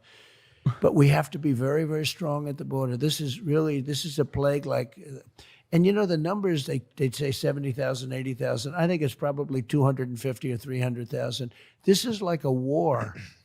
Porn addiction is real. Big porn is preventing him from being recognized in his addiction. No big problem. Yeah. It's definitely not like rabid psychopathic Christian groups and Mormon groups that are trying to get it classified as a serious addiction and limit severely like any kind of sex work from happening. Is certainly not those guys. I am not a paranoid schizo. I've yet to find one study that wasn't conducted by some Mormon group that like hides that they're Mormon by claiming it's like secular friends and family group, and then you look it up and it literally is just like paid for by the Mormon church. Definitely not Mormon. Friends and family of porn addicts funded this study. It's rarely a war. I mean, how many wars were you losing? 300,000 people a year. And everybody knows a family. I know many families where their children die and they're not even addicted. They take a pill that's unrelated and it's got a little bit of fentanyl. They say you can take the head of a needle and you just put a piece on it, and that's enough to kill like 10 people. It is a really horrible thing. And I would have had China giving the maximum penalty. They would not have been sending it. And I had a deal worked out with President Xi, but of course Biden didn't follow up, just like he didn't follow up on the Abraham Accords, which would have been... Wait, what? He did follow up on the Abraham Accords. You mean he didn't follow up on it? That's why October 7 happened. What are you talking about? That's crazy. How did Biden not follow up on the Abraham Accords? Thing to do. So we have to be very tough on the border, and that includes drugs as well as people, as well as people not coming in from jails and prisons and mental institutions, which is happening now at levels that nobody's ever seen before. It's crazy. How can it be good? It's so bad. And I guess the Oh my God, Neek Skit is a Mormon? This explains so much. Mormons are good and usually just support science. It's only the extremists among us that are a bit too much. Dude, I'm learning. I just learned new thing unlocked about Neek Skit. Everything is falling into place now. It's making so much more sense. Either stupid, which they're not. New Lord. They hate our country, or they want to get these people for votes. A lot of people think that's the thing. They want to get them for votes. But the destruction, the damage that Biden's done to our country by having 16, 17 million people already in, it's much more than they say. It's probably 17. It could be even higher than that in our country. And these are not people that are going to make America great again. These are people that have a lot of issues. And we're going to have a lot of issues as long as they're here. And we're going to get them out. We have to get them out. Mr. President, I got the 10-minute warning from the team, which is now 8-minute. Let's let him go a little longer. It's fine. I like it. Is that okay? I like him. Yeah, let him go a little bit longer. Yeah. Okay. So, look at these two guys. And then it'll turn out to be a lousy show, and I'll say you were right, Jason. It'll be good. So go for another 20 minutes. Is that all right? Okay, go ahead. Thank you, Jason. It seems to be a nice flow. Yeah, right? yeah, So let's go. Well, you did reality TV. I'll be in trouble with my people. Like Biden says, I don't have that problem. But well, first of all, he would never. He couldn't do this interview. You asked him questions like this? No, we were talking about that. We were like, Well, we'd like to extend the invite to Joe Biden if he'd like to come on this podcast. Yeah, I think he should. eventually. You know what chance you have of getting him on? I'd say less than 1%.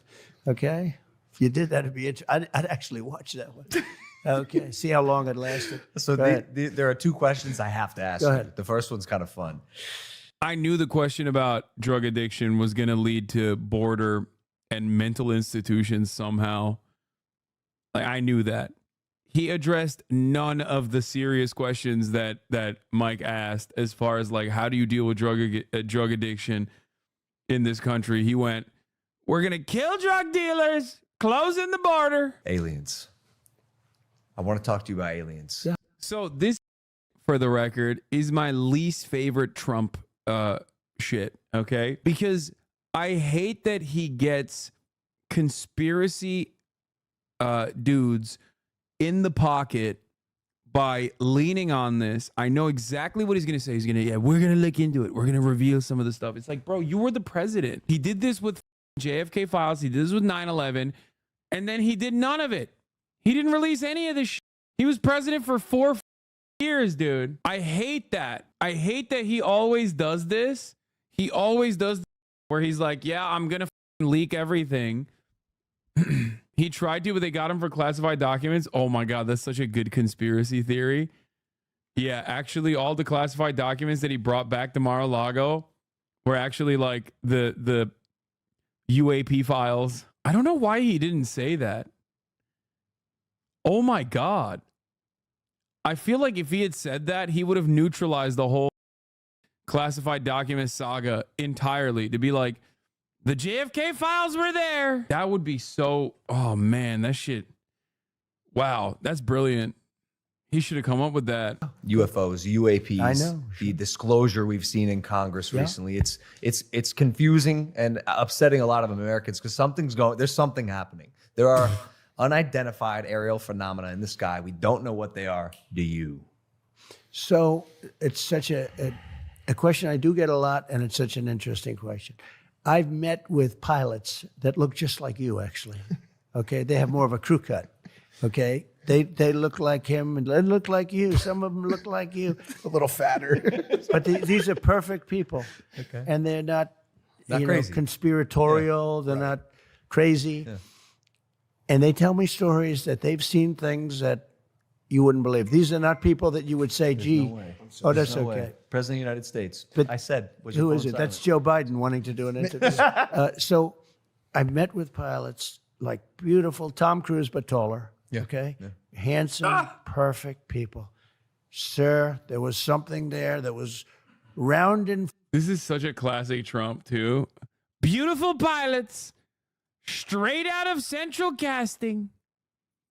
They're beautiful. Don't we love them, folks? We love our beautiful pilots. They are so beautiful. form and Tom Cruise, but taller. going like 4 times faster than my super jet fighter plane. And I look at these guys and they really mean it. Yeah. And am I a believer? No, I can't say I am. But I have met with people that are serious people that say there's some really strange things that they see flying around out there. And, if you go to Nevada and you look at that little section of where they go to look at the aliens, where they think all the aliens are landing, that, it's I think it's maybe the #1 tourist attraction in the United States. Roswell? Yeah. Yeah. Roswell. I think it's the #1. It's the lines of people waiting. You have no idea how many times I'm asked that question. But don't you have access to that information? I have access. Wow. Now's follow-up questions. See, when he's in the pocket, when it's something that when he has something that he's like genuinely interested in, he's like, well, what do you mean? Wait, what? Oh, you were the president though. Like, didn't you have access to the files? Which is correct. But I speak to people about it. I've had actually meetings on it, and they will tell you there's something going on. When they say things are going 4 times faster than my beautiful top-of-the-line airplane that goes, real fast. With no identifiable propulsion Mach system. 2, right? These things are creating their own gravity fields, allegedly. Folks, Biden put Roswell back in New Mexico. Under my leadership, it was in Nevada. That's the tourism hub of the world.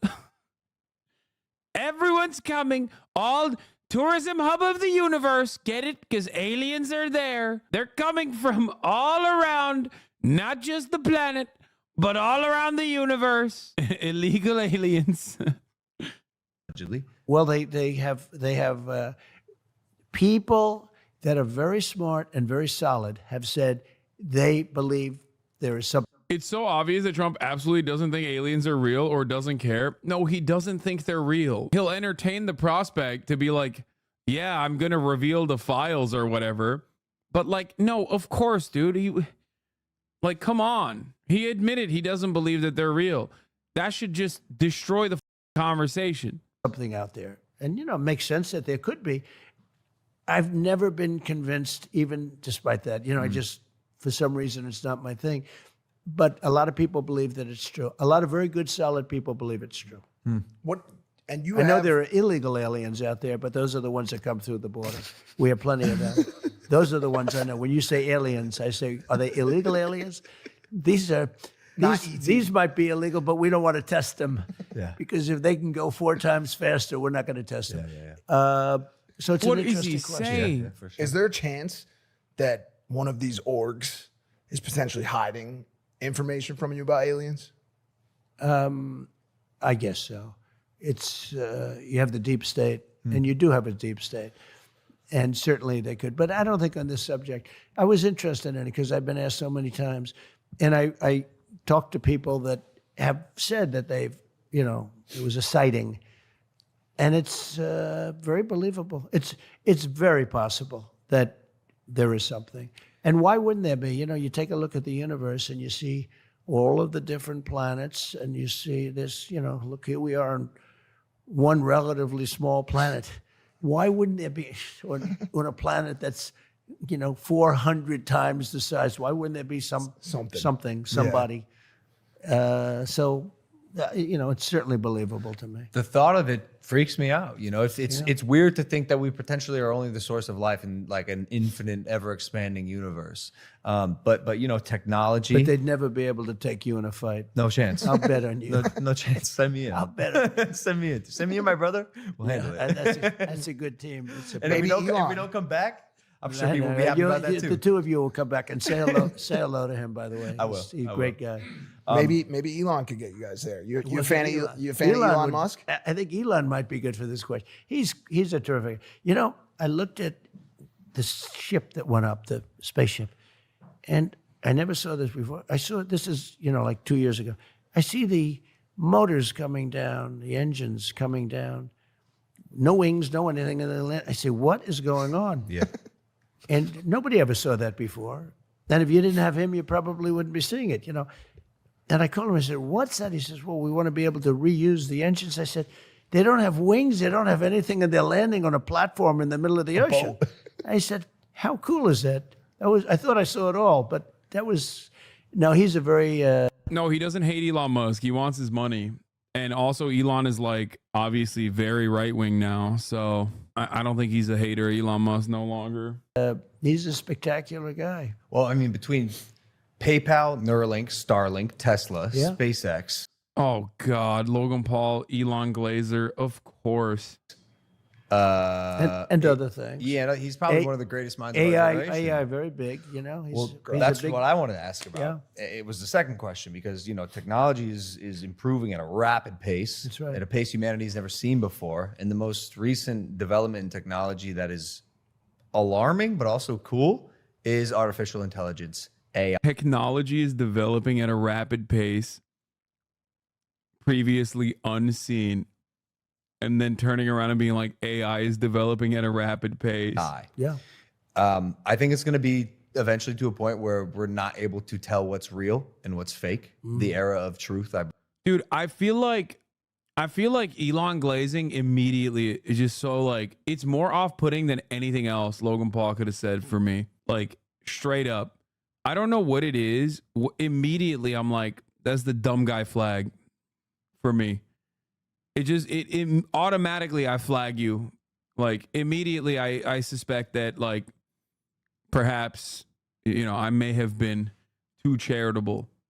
You're so fake for this? Okay, bro. I'm fake because at the top of the hour, there's a 3-minute ad break, and you thought that, like, you could bait me by saying you're so fake for this. Yeah. Oh, got it. What is this? We need to extend the sports segment by at least enough 45 minutes to passively purge the moral hardline mindset of politics frogs. In addition, you must expand outside of North American sports, the World Cup on the rise. Think about it. You could debate Neymar in Miami as the first political soccer influencer.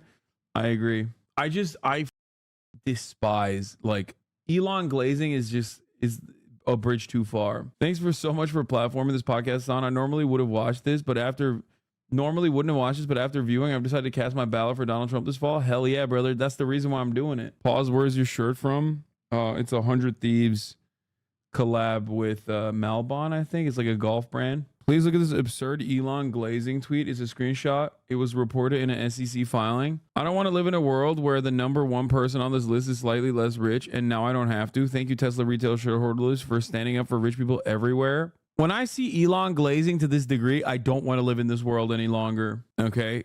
It just kills me. I believe is probably slowly, unfortunately, coming to an end. Would you As come glaze with Elon receipts. if he came on your stream? I would glaze Trump before I glaze Elon, straight up. What do you think the government's role in enabling, protecting, or governing AI should be in general? Should this superpower become what we believe it probably will be? Well, it is a superpower. I gotta pee. You want to be right at the beginning of it, but it is very disconcerting. I said, you used the word alarming. It is alarming when I saw a picture of me promoting a product, and I could not tell. The voice was perfect. The lips moved perfectly with every word. The way you couldn't, if you were a lip reader, you'd say it's absolutely perfect. And that's scary. In particular, in one way, if you're the president of the United States and you announce that 13 missiles have been sent to, let's not use the name of a country, we have just sent 13 nuclear missiles heading to somewhere, and they will hit their targets in 12 minutes and 59 seconds. And you're that country. And there's no way of detecting. I asked Elon, is there any way that, like Russia or China, can say that that's not really President Trump? He said there's no way. They'd have to rely on secondary They have alert to, no, they have to systems. rely on a code that if you don't have a certain code, who the hell's going to check? You got like 12 minutes. And let's check the code. Gee, how's everything doing? So what do they do when they see this, right? They have maybe a counterattack. It's so dangerous in that way. Okay. In another way, it's so incredible that what they do is so incredible. I've seen it. I just got back from San Francisco. I met with incredible people in San Francisco, and we talked about this. This subject is hot on their plates, the super geniuses. Yep. And they gave me $12 million for the campaign, which, 4 years ago, they probably wouldn't have. We had thousands of people in the streets. You saw it. It just happened this last weekend. Yep. I met with incredible people, actually. And this is what everyone's talking about with all of the technology. These are the real technology people. They're talking about AI. And they showed me things, but I've seen things that are you wouldn't even think it's possible. But in terms of copycat, now, to a lesser extent, they can make a commercial. I saw this. Yeah. They made a commercial, me promoting a product, and it wasn't me. And I said, did I make that commercial? Did I forget that I made that commercial? It is so unbelievable. So it brings with it difficulty, but we have to be at the forefront. It's going to happen. And if it's going to happen, we have to take the lead over China. China is the primary threat in terms of that. And what they need more than anything else is electricity. Yeah, because China won't let that impact their own citizens in a bad way, but Americans absolutely would. The American government would absolutely allow AI scammers to just cook its own citizens. They have to have electricity, massive amounts of electricity. I don't know if you know that. In order to do these, essentially it's a plant. And the electricity needs are greater than anything we've ever needed before to do AI at the highest level. And China will produce it because they'll do whatever you have to do, whereas we have environmental impact people, and we have a lot of people trying to hold us back. But massive amounts of electricity are needed in order to do AI. And we're going to have to generate a whole different level of energy. And we can do it, and I think we should do it, but we have to be very careful with it, right? We have to watch it. But it's, the words you use were exactly right. It's the words a lot of smart people are using. There are those people that say it takes over the human race. It's really powerful stuff. I'm Chinese, and I'm so glad our politicians are boring as fuck and aren't doing podcasts with be the influencers. Holy shit. That'd be kind of sick, though. Imagine if Xi were to do a podcast with But this guy, I mean, think about the possibilities. AI. So let's see how it all works out. But I think as long as it's there, it's plays out. And that's just AI. What about when it becomes SI or super yeah, intelligence? no. Then they'll have super AI, right? It's super duper AI. But what it does is so crazy. It's amazing. It's crazy. Now it can also be really used for good. I mean, things can happen. I had a speech rewritten by AI out there. One of the top people. He said, "Oh, you're going to make a speech?" Yeah. He goes, click, click, click. And like 15 seconds later, he shows me my speech. That's crazy. Written. That's crazy. So beautifully. No, it's not. It's not. That's not crazy at all. It probably sucked. And also, not only did it probably suck, but Trump's speeches are pretty fucking boring in general. Oh my God, I'm losing my mind. Oh. I said, I'm going to use this sucker. I'm going to use, I've never seen anything like it. What'd you say to your speechwriter after that? You're You're fired. fired. Yeah, I said, Yeah, there's no ChatGPT that hits bars like "never fight uphill, me boys." This chatter that said it is right. Never fight uphill, me boys. There's no ChatGPT that fucking hits a script where he's talking about like sharks. They're dangerous, folks. What if you have an electric boat powered by a battery, most powerful battery, and the electric boat is capsized? What would you do? I asked that question to the engineer. He said, "Sir, no one's ever asked this question before. It's brilliant." I told him I wouldn't jump in the water. I'd rather get electrocuted than die by the shark. "You're fired, Vince. Get the hell out of here." No. This was so crazy. It took it and it made it unbelievable. And it's and so fast. It's you just say, "I'm writing a speech about these two young, beautiful men that are great fighters and sort of great at a lot of things. And tell me about them and say some nice things." And period. And then that comes out.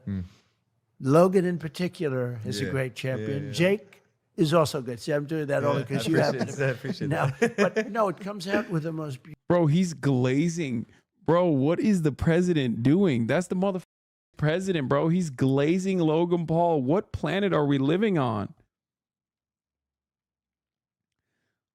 Oh my God, dude. He loves the Paul bros. He actually fucking loves the Paul brothers. Like, this is... what is happening? It's every day, folks. With the Disney Channel flow. ChatGPT could never write that. Bars. Yeah, I joked about Eric Trump killing himself after seeing that snippet of Trump laughing for the first time ever in his life. But honestly, after this interview, both Don Jr. and Eric killed themselves. Don and Eric, double suicide. Rest in piss. He literally wishes Jake and Logan Paul were his children. Beautiful writing. So one industry I think that will be gone are these wonderful speechwriters. I've never seen anything like it, and so quickly.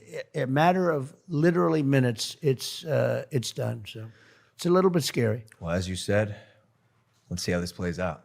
I did get the wrap it up because I do believe your team and I want to shoot a TikTok with you. Oh, that's good. I'm on TikTok We now. saw your first video, 120 million views. It blew up. We have a lot of views. I don't know how many, but it was a lot. We did it with Dana. You went viral. And we were sort of getting ready to walk into the arena, and it was Are you triggered? Wait, what? You're just jealous he's not glazing? Why would I be triggered by a lot this? of crowd, and there wasn't a negative voice in the whole house. It was pretty amazing. Let's do it again. I want to respect your time. I'd like to just grab a couple photos, shoot this TikTok. Absolutely. 120 million views on the way. Absolutely. But thank you for joining us on Impulsive, Mr. President. It's an honor to be with you. You guys are great. Yeah. Thank So you. much. And good luck with your book over here. That's important stuff. That's Thank you so An much. incredible job you did to get out of it, right? If you're ever bored on a plane to Tuscaloosa or something, you want to give it a Yeah, bro, he doesn't know how to read, okay? Come on, Michael. It's not happening. Let's be real, big dog. I'm going to be reading it. I think it's such an important subject. One of the most important subjects, actually. It's great that you did it. Thank you Ladies so and much. gentlemen, thank you for watching this episode of Impulsive.